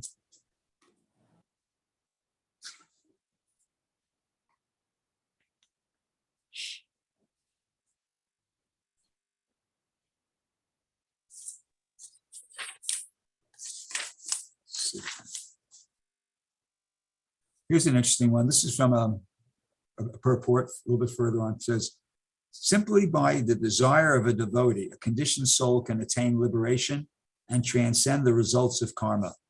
Since everyone can be liberated in this way, one may conclude that it is according to the sweet will of the devotee, whether the material world exists or does not exist. Wow. Just a very interesting idea about the importance and the power of a pure devotee, that simply by his desire, somebody can become liberated, transcend the results of karma. And ultimately, Prabhupada is saying, one may conclude that it is according to the sweet will of the devotee, whether the material world exists or does not exist. So, sometimes this is like a statement that should inspire us to maximize the position of Prabhupada and the spiritual master in general, that just by his desire, somebody becomes liberated. And ultimately, as Prabhupada himself says here, it's according to the sweet will of the devotee, whether the material world exists or does not exist. That kind of potency is there, so we should never underestimate the potency of the pure devotee. So now from the Srimad Bhagavatam here, I found a few interesting statements that also Prabhupada was glorifying Prahlad Maharaj, which also apply to him. Prabhupada says, a pure Vaishnava prays to the Lord not only for himself, but for all of the suffering living entities. So Prabhupada did that right from the get-go, so to speak. As soon as the boat, the Jaladuta, made it to the Boston Harbor, Prabhupada wrote that song, Marking Bhagavate Dharma. And, I don't have it in front of me, but I actually memorized that when I was a brand new devotee. Devotees told me to learn that. And I remember that used to be my meditation on book distribution. I used to just recite the English translation to that prayer over and over and over and over again as I was going around, from one place to the other. And so I remember a few lines from it. It goes, my dear Lord Krishna, you are so kind upon this useless fallen soul, but I do not know why you have brought me here. Now you could do whatever you like with me. And then he says, most of the people here, they're covered by the modes of passion and ignorance. And I don't know how they'll be able to understand your message. But I know that you're the most expert mystic, and I know you can make my words suitable for their understanding. So I pray that you do that. They're all covered by Maya, but Maya is under your control. So please make the arrangement. So Prabhupada, right from the very beginning, he was seeing what he had to deal with. He could understand that, this is like there's some serious modes of passion and ignorance here. These people are really covered over, and he could understand that he needed Krishna's help. He needed mercy from Krishna in order to be able to, impact, penetrate the passion and the lower modes of nature that they were covered by. And he was praying to Krishna for that purpose.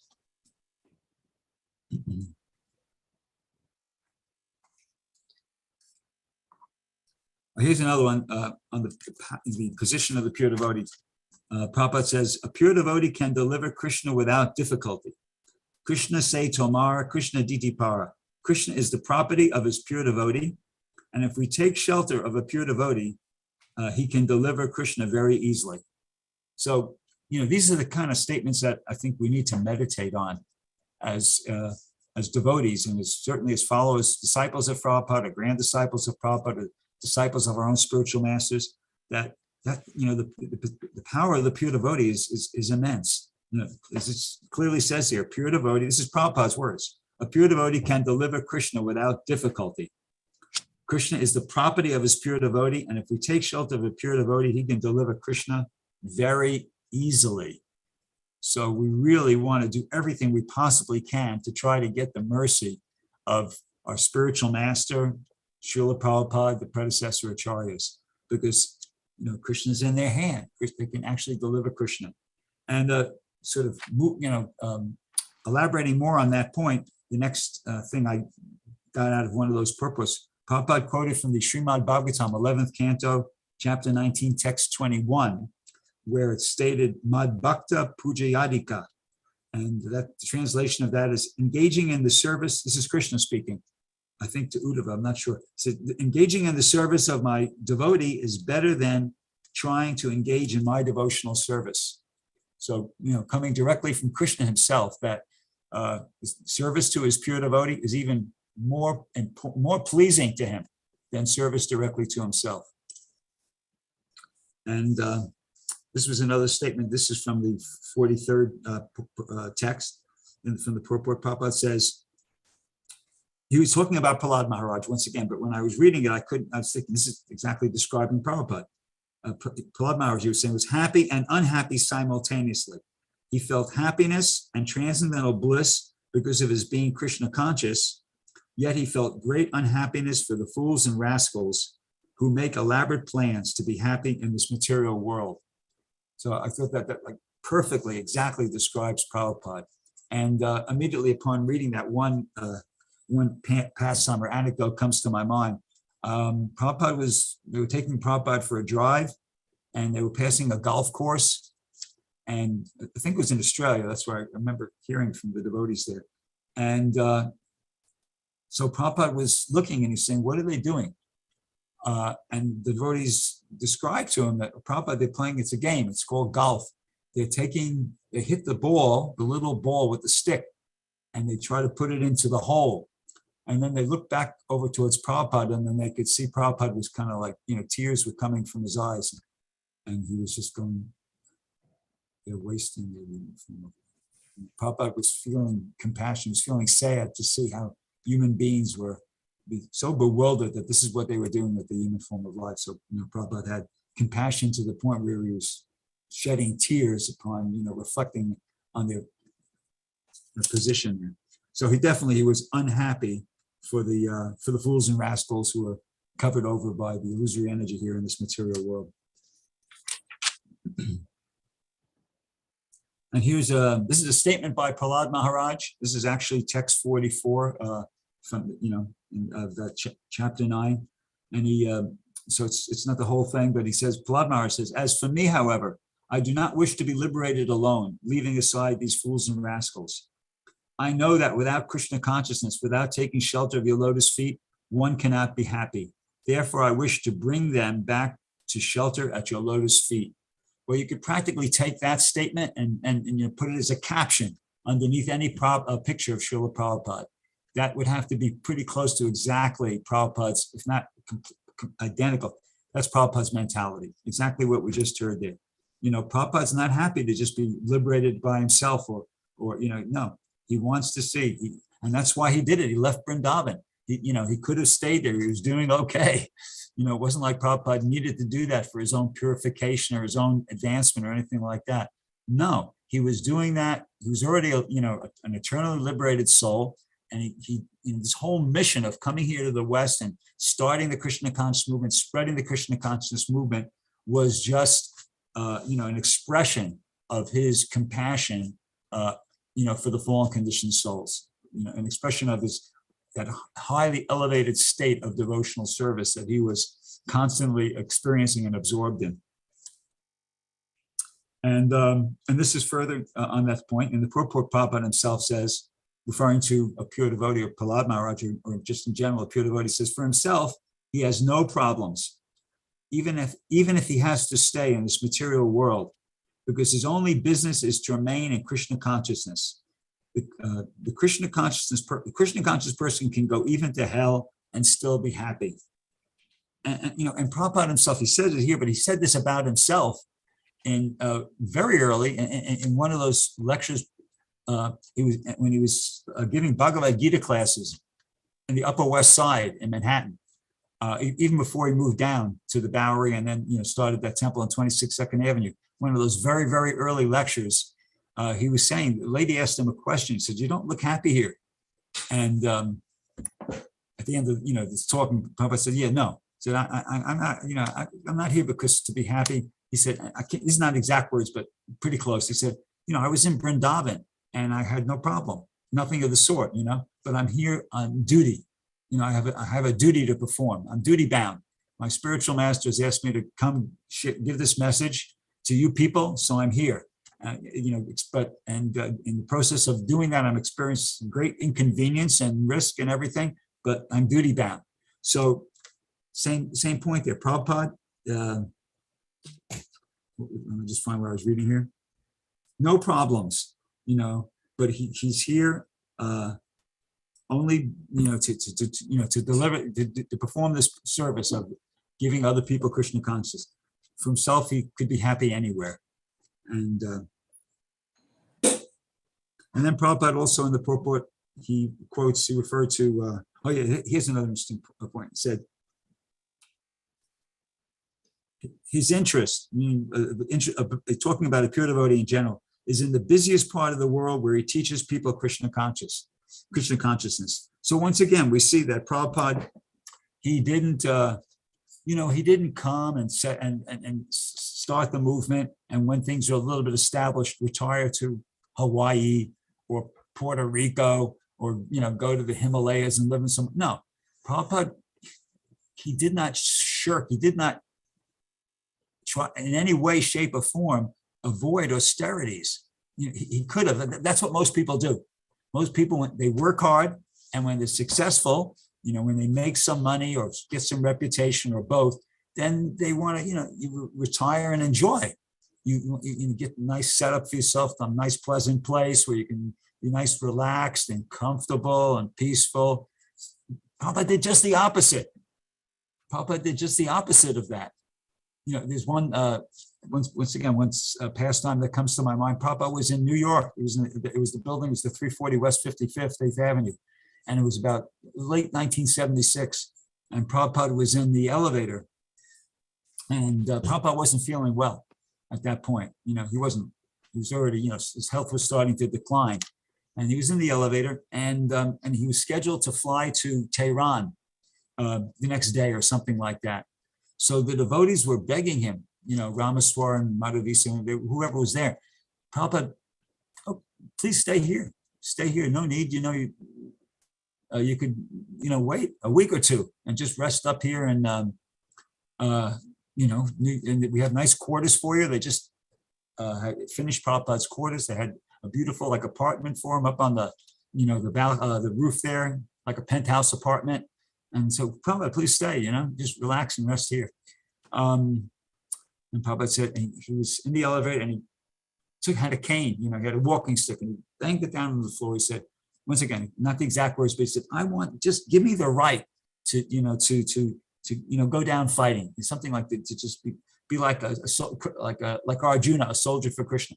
Now, I can't remember the exact words, but that was the gist of it. Prabhupada, he, I guess he appreciated the sentiment of his disciples, but his response was, no, I'm not resting. I'm pushing on.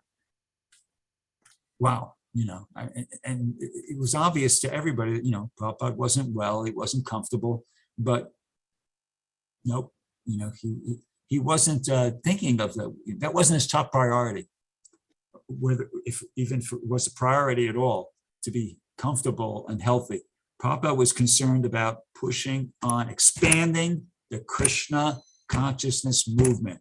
That was Prabhupada's meditations absorbent. How do I expand the Krishna consciousness movement? And if I have to completely sacrifice my own life in the course of doing that, so be it.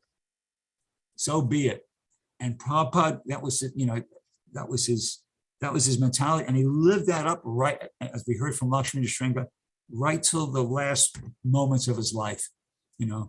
Even while he was on his samadhi bed, in Vrindavan, with barely enough energy to speak, he was lying there, and Vijayad Radha Maharaj with a microphone and his, very close to his mouth, so they could hear Prabhupada whisper Bhaktivedanta purports. That was Prabhupada.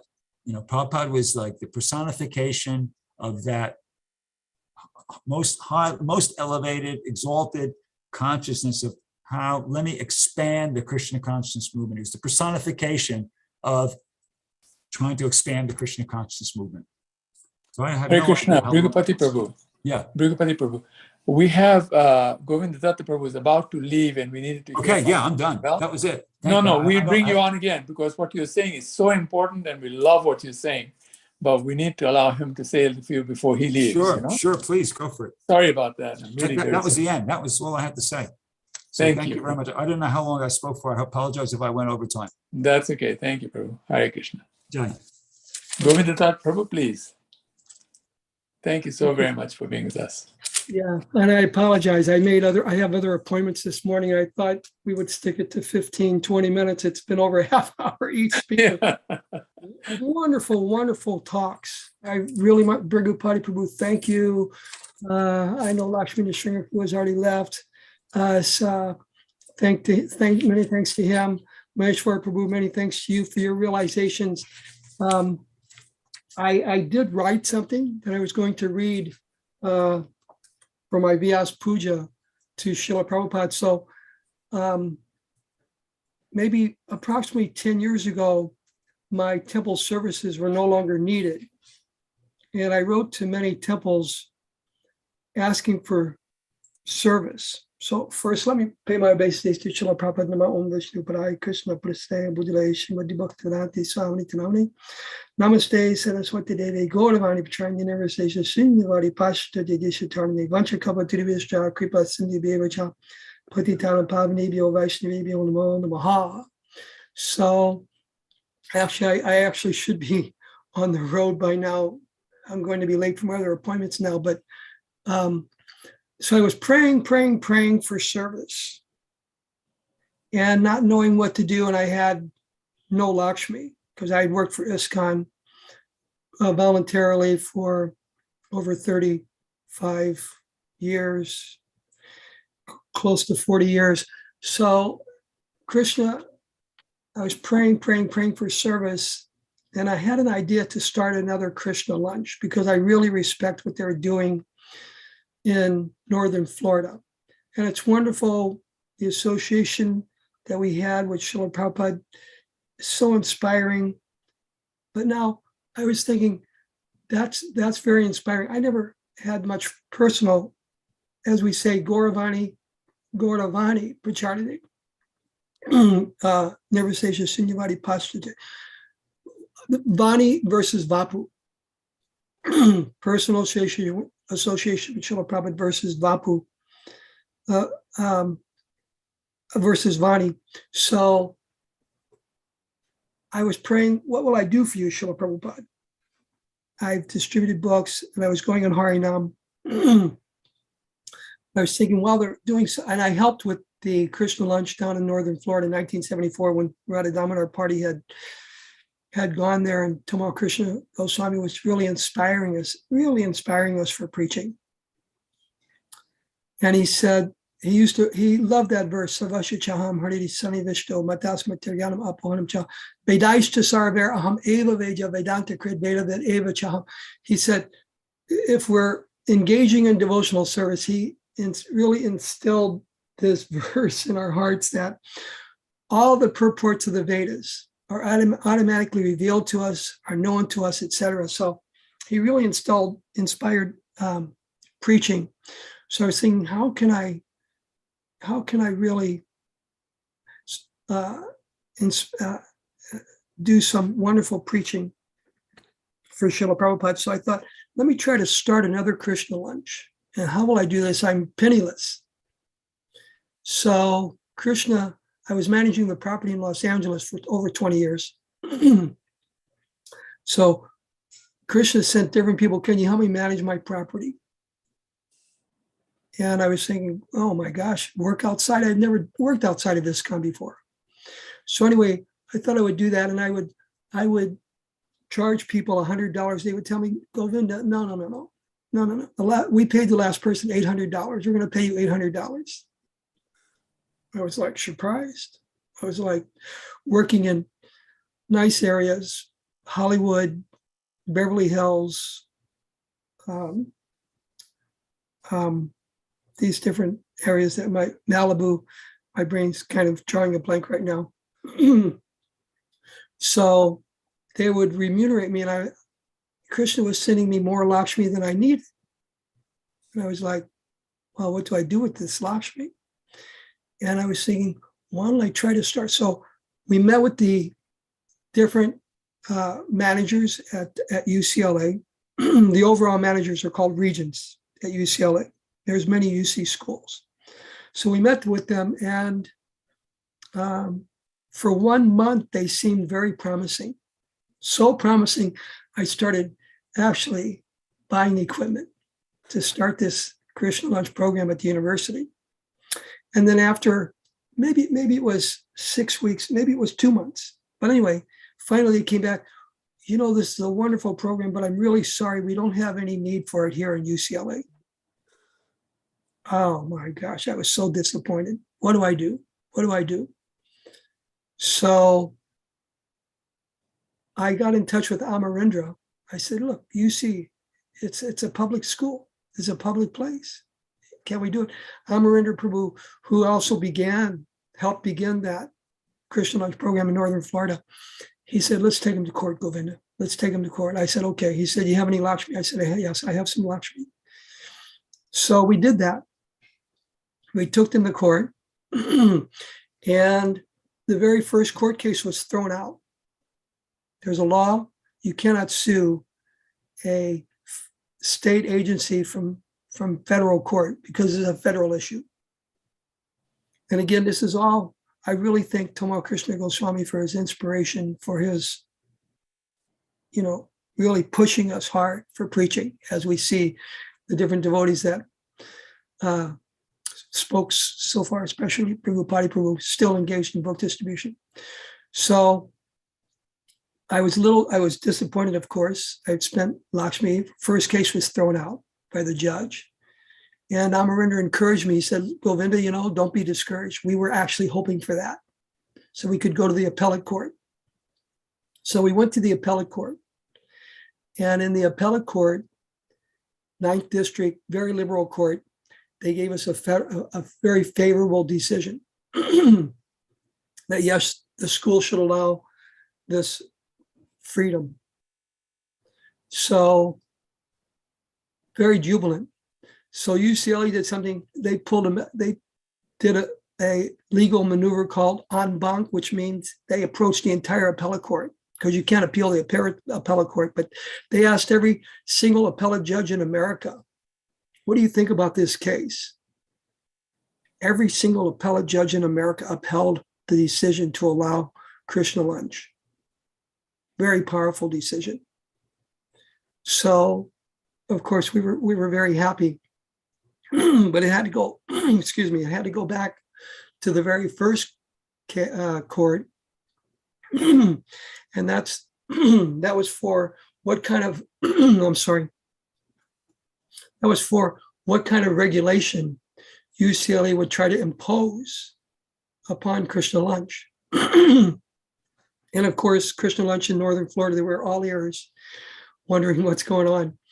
So that was being held at, that was being heard in the first court, which is called district court. And UCLA said, we want to allow them 4 days a year. And the judge looked at them, who was actually very favorable to the big guy, very favorable to UCLA. It was a female judge. So UCLA, they were expecting that the judge would say, what's wrong with that? But the judge looked at them, and the judge said, that's too restrictive. Oh my gosh. They must have hit the floor. They must have hit the floor when that judgment came. UCLA had already fired 15 attorneys, and they had 5 new attorneys. This is only all by the grace of Srila Prabhupada and Krishna and the previous acharyas.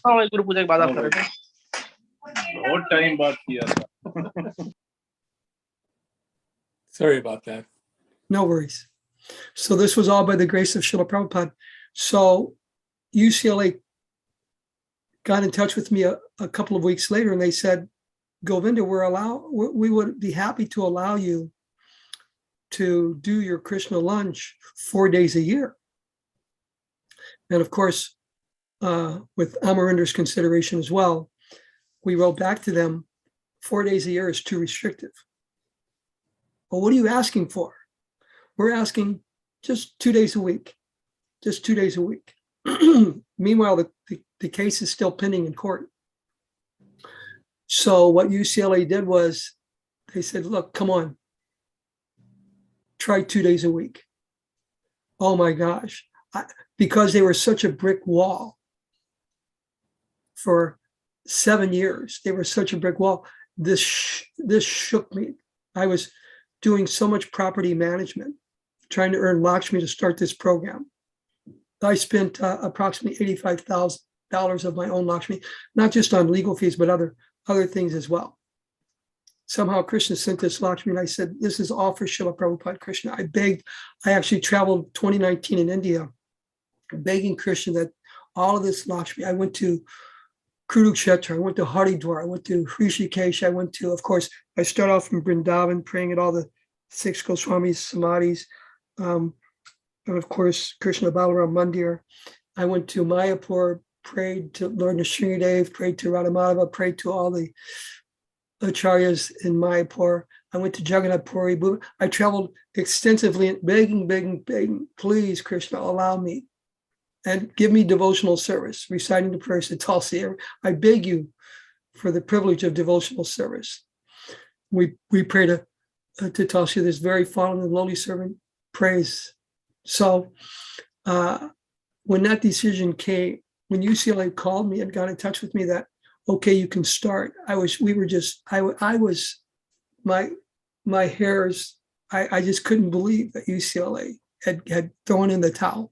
Now, we didn't get a favorable court decision. We're still trying to keep it in court, but UCLA wants to pull it out of court. But we didn't get that last decision about regulation. But we did get the decision that we would be allowed to be there by the Federal Appeals Court.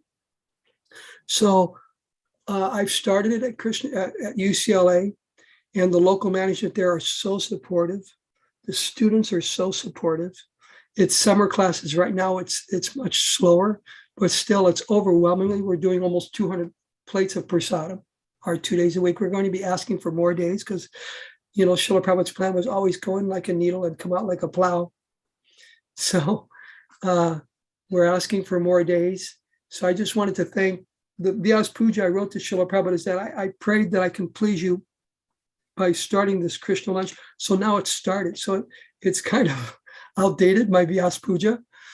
But again, as pointed out, how much Srila Prabhupada sacrificed, how much he pushed and selflessly gave everything. In his beginning diary, he got 25 cents donation in a day. He can now buy some atta to offer to Krishna. Like that every day, 5 cents donation today. Now I can buy some salt to offer to Krishna, 50 cents donation, and I can buy potato to offer to Krishna. He lived from hand to mouth, no self consideration. So I'm so thankful to Srila Prabhupada and all the devotees for their prayers starting this Krishna lunch, and I would really love to see them start across the nation. Probably wanted to start 108 temples before he left us. And I'm hoping to start at least 108 Krishna lunches around, and hopefully change preaching in America. Change meaning more preaching. Book distribution, as Prabhupada Prabhu said, is going on strongly. Everyone who gets a plate of prasadam gets a book as well. I give them a book as well. So we're doing almost 200 books a day with Krishna Lunch. Many of the books I already had from previous investments. So every family in the world is brainwashed. They must send their kid to college. Every single family in the world. And we should be there. So right now, I don't know how to put pictures on the internet or on this. I would be happy to show a picture of us. We're in the middle of the students at UCLA, one of the most prestigious campuses in the world. And students from all over the world, all over the country, and of course, locally as well, coming up to Krishna Lunch, asking for a plate of prasadam and accepting books. It's beyond ecstatic. It's beyond ecstatic. The wonderful preaching that's going on, and they're donating. And I have a sign up, believe it or not, Los Angeles, suggested donation $5. So everyone looks at me like, $5. You can't even buy it. You can't even make this. So most everyone gives more than $5 I said it's a donation. And I said the LA Times did a article that 20% of the students at the UC schools skip a meal a day because of finance. And 20% of the Cal State students, they're homeless, etc. The list goes on, because I know I'm already at my 15 minutes allotment, over my 15 minutes allotment. So I want to thank Srila Prabhupada and it's overwhelmingly, the students thank me, the faculty, the professors bring their entire class, pay for their entire class, and also donate on top of that.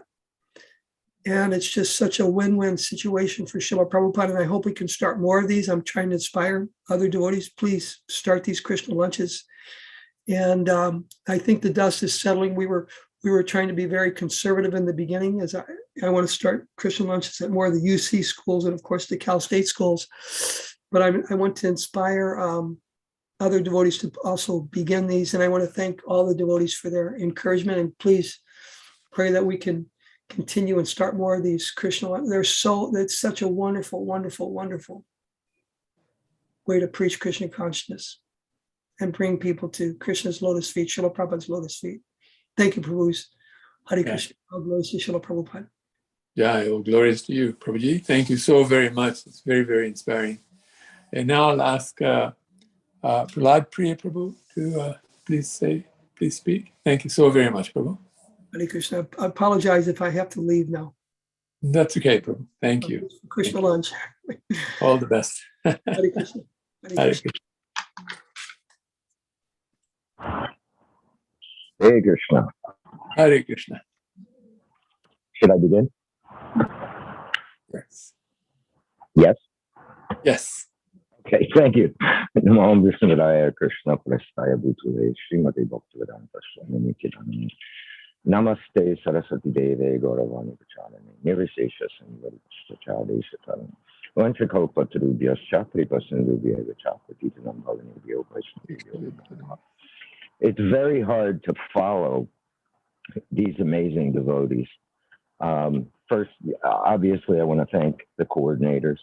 I also want to thank my godbrothers, Maheshwar, Lakshmi Nrsimha, Govinda Dutt, who I've known for many years.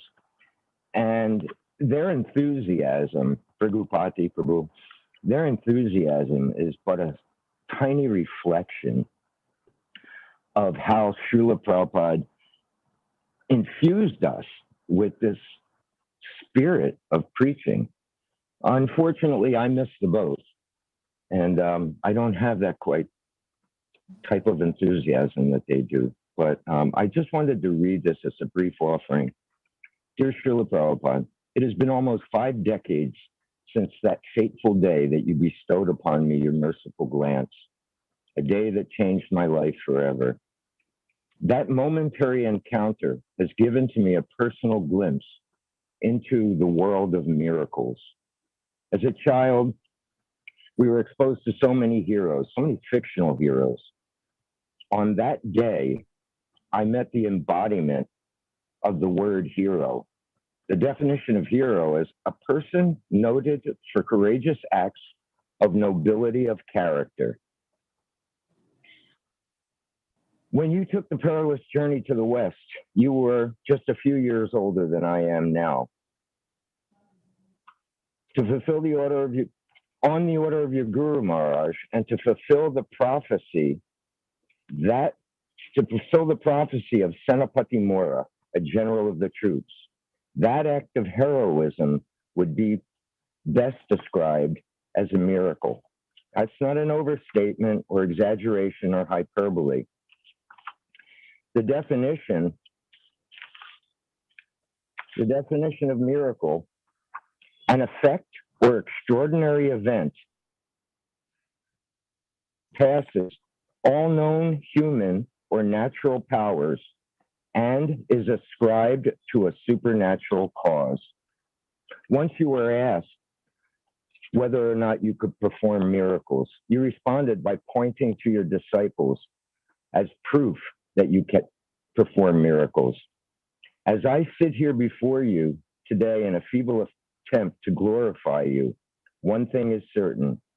I am personally a result of your power to perform miracles.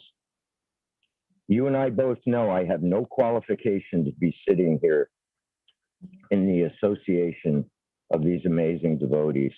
You knew and understood how deeply sinful, dishonest, unqualified, and flawed I am. Yet, out of your causeless mercy, you embraced me and allowed me to become one of your many miracles.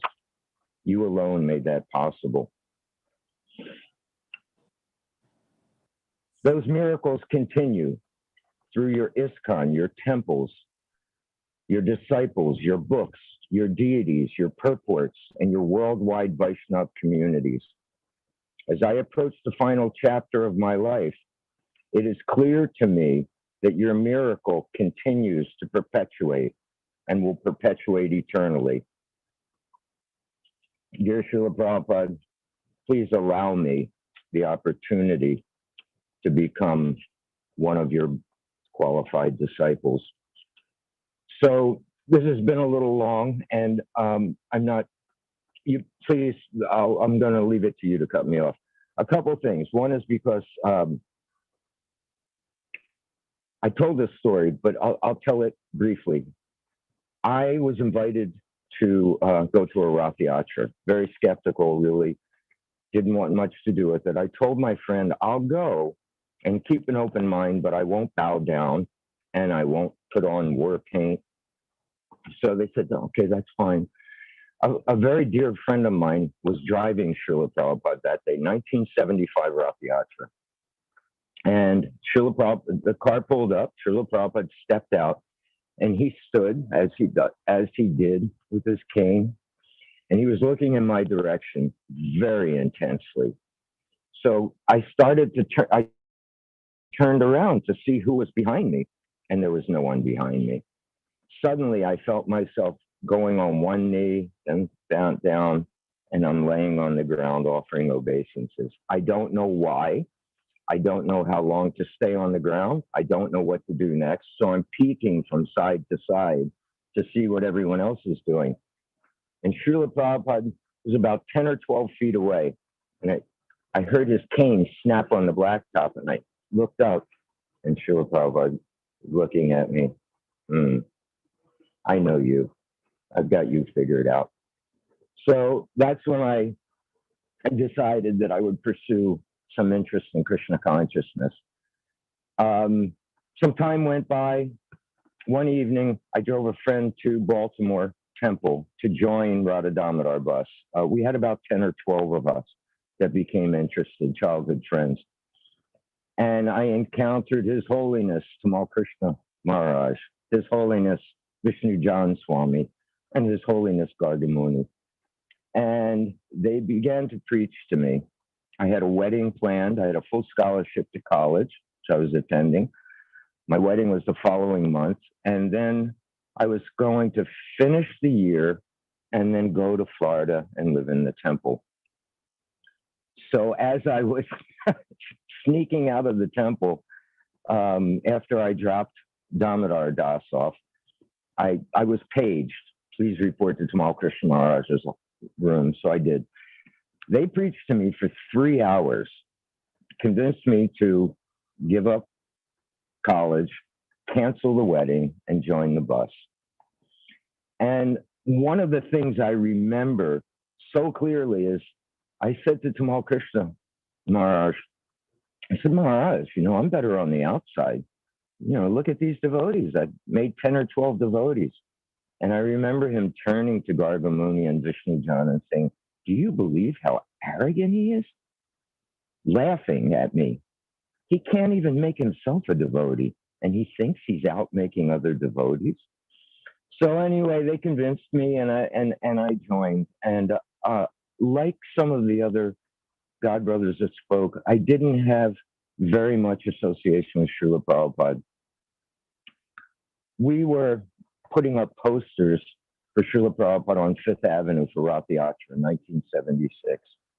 And one morning we came back and devotees are lined up on each side and Srila Prabhupada's coming out. And we were covered. We had been up all night, covered in glue and in jeans, and we looked ragged. And I saw Srila Prabhupada lean over and ask, I think it was his bodyguard, ask a question.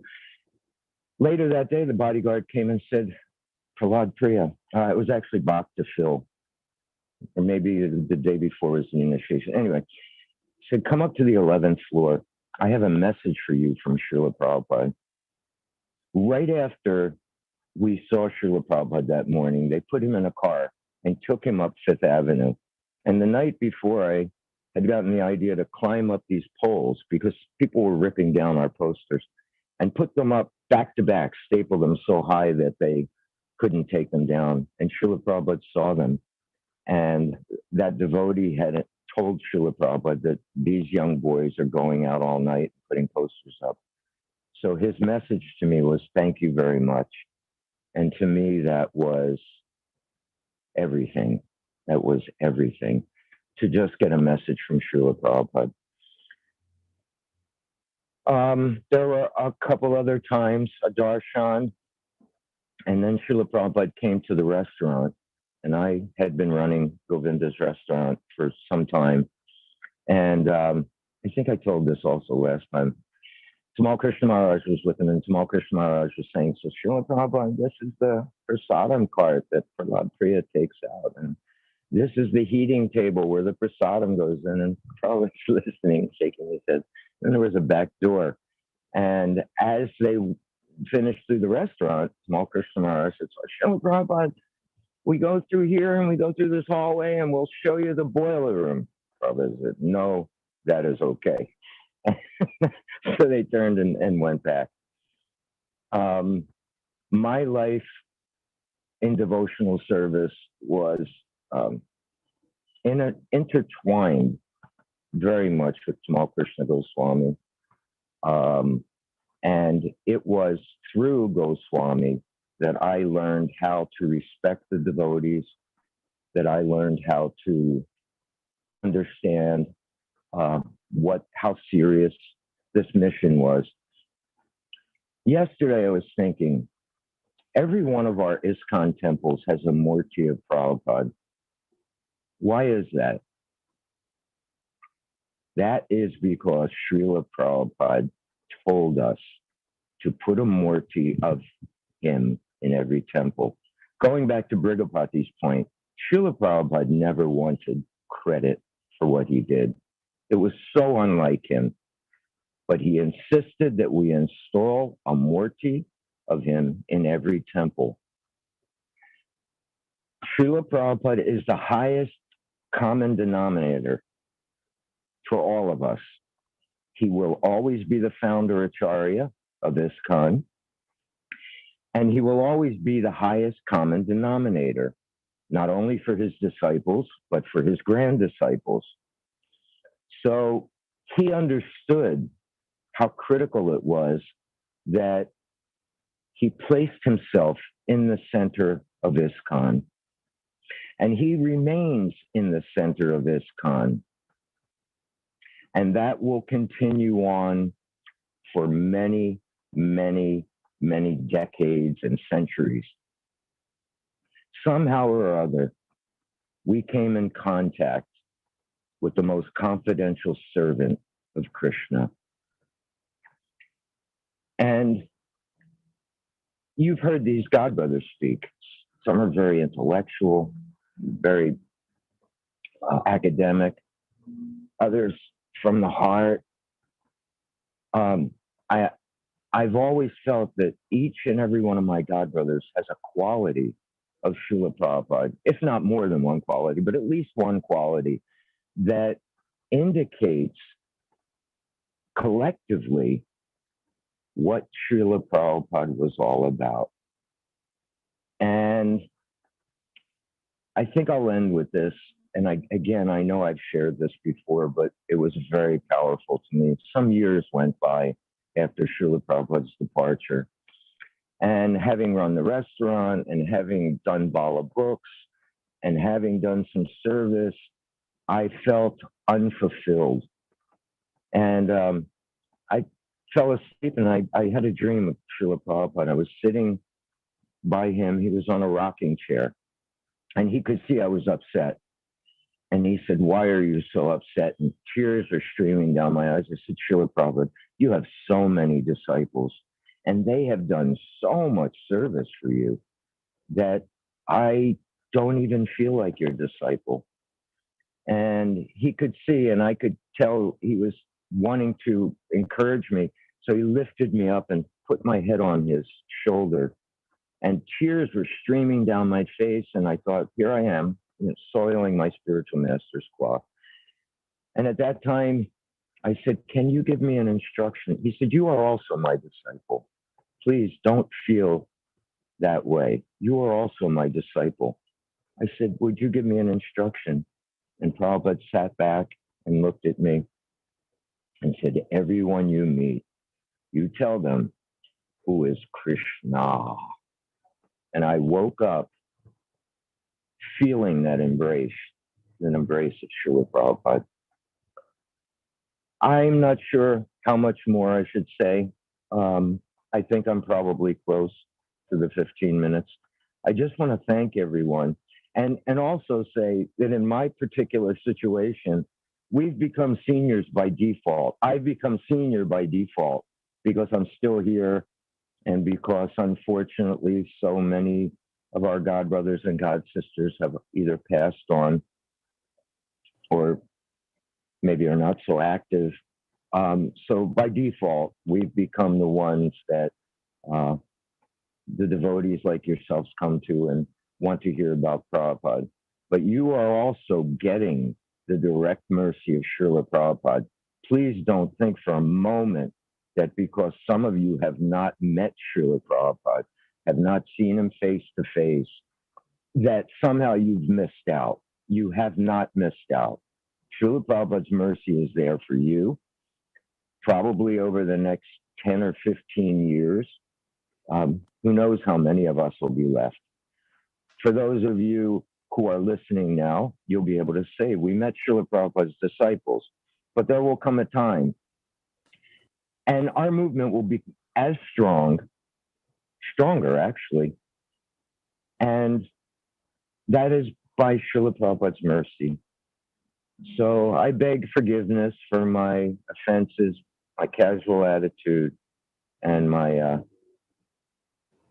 anyway, all glories to Srila Prabhupada. Hare Krishna. Jai, Hare Krishna. Thank you so very much, Prahlad Priya Prabhu.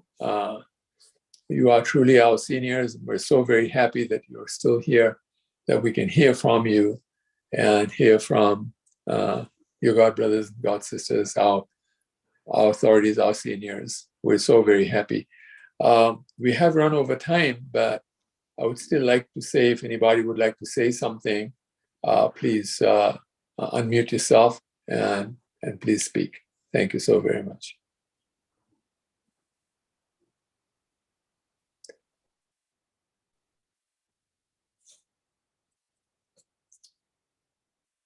Now, we will be continuing these programs. Gopisha Prabhu, you have unmuted. Would you like to say something? I could speak just for a couple minutes. I don't want to keep everyone here so long after time. And after hearing so much wonderful katha from so many advanced disciples of Srila Prabhupada, you know, I'm a small fig in comparison to these great souls and the wonderful service that they've continued to do for so many decades. But Prabhupada's mercy it's boundless. We celebrated Vyasa Puja this year in New Vrindavan at the site of the Bhagavad Dharma discourses of 1972, and Prabhupada was up there for a week, going up every day, giving classes, and it was Janmashtami celebration. Vishnu Jan Maharaj was there, and it was a very amazing experience.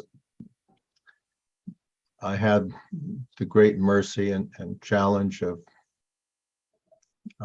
facilitating that and just bringing the devotees up to speak and glorifying Srila Prabhupada. It went on for 2.5 hours, just all Prabhupada disciples speaking, and many who were there during those discourses.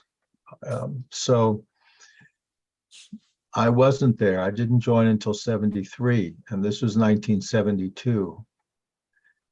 But I had a feeling the weather was perfect. It was a beautiful arrangement, and I had the feeling when it was going on that I was experiencing something extraordinary, that I was a part of something that was truly beyond my ability to understand its importance and its spiritual significance.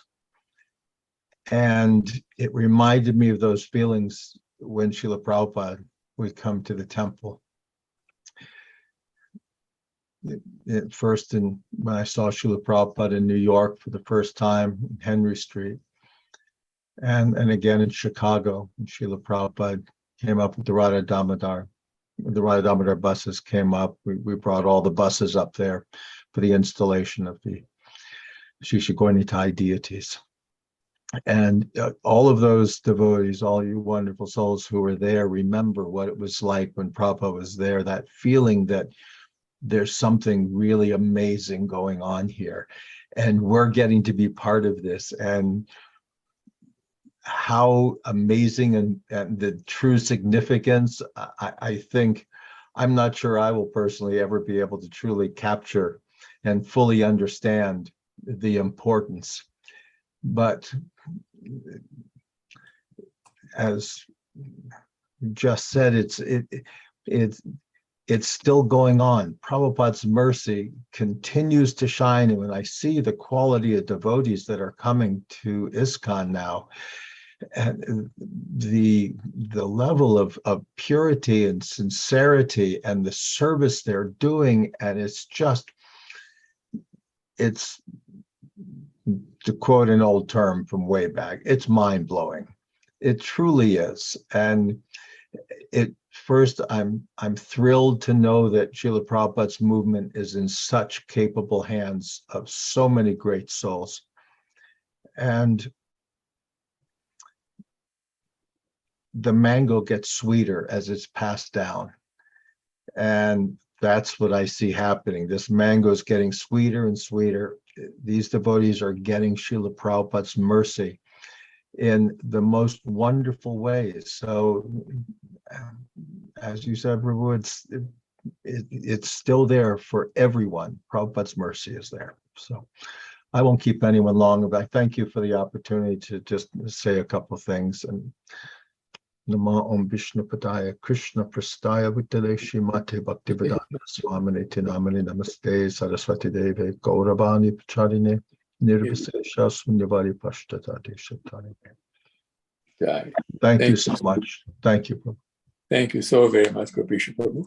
Our next program is going to be on the 26th. That's a Friday, 26th of August, where we will be talking about how Mother Srimati Prabhu was able to acquire Radha Kalachandji and had Kalachandji shipped to Dallas. And because this year is our 50th anniversary of the installation of Shri Radha Kalachandji, it was Srila Prabhupada who personally installed the deities in Dallas on the day of Radha Astami, 1972. So this is our 50th anniversary.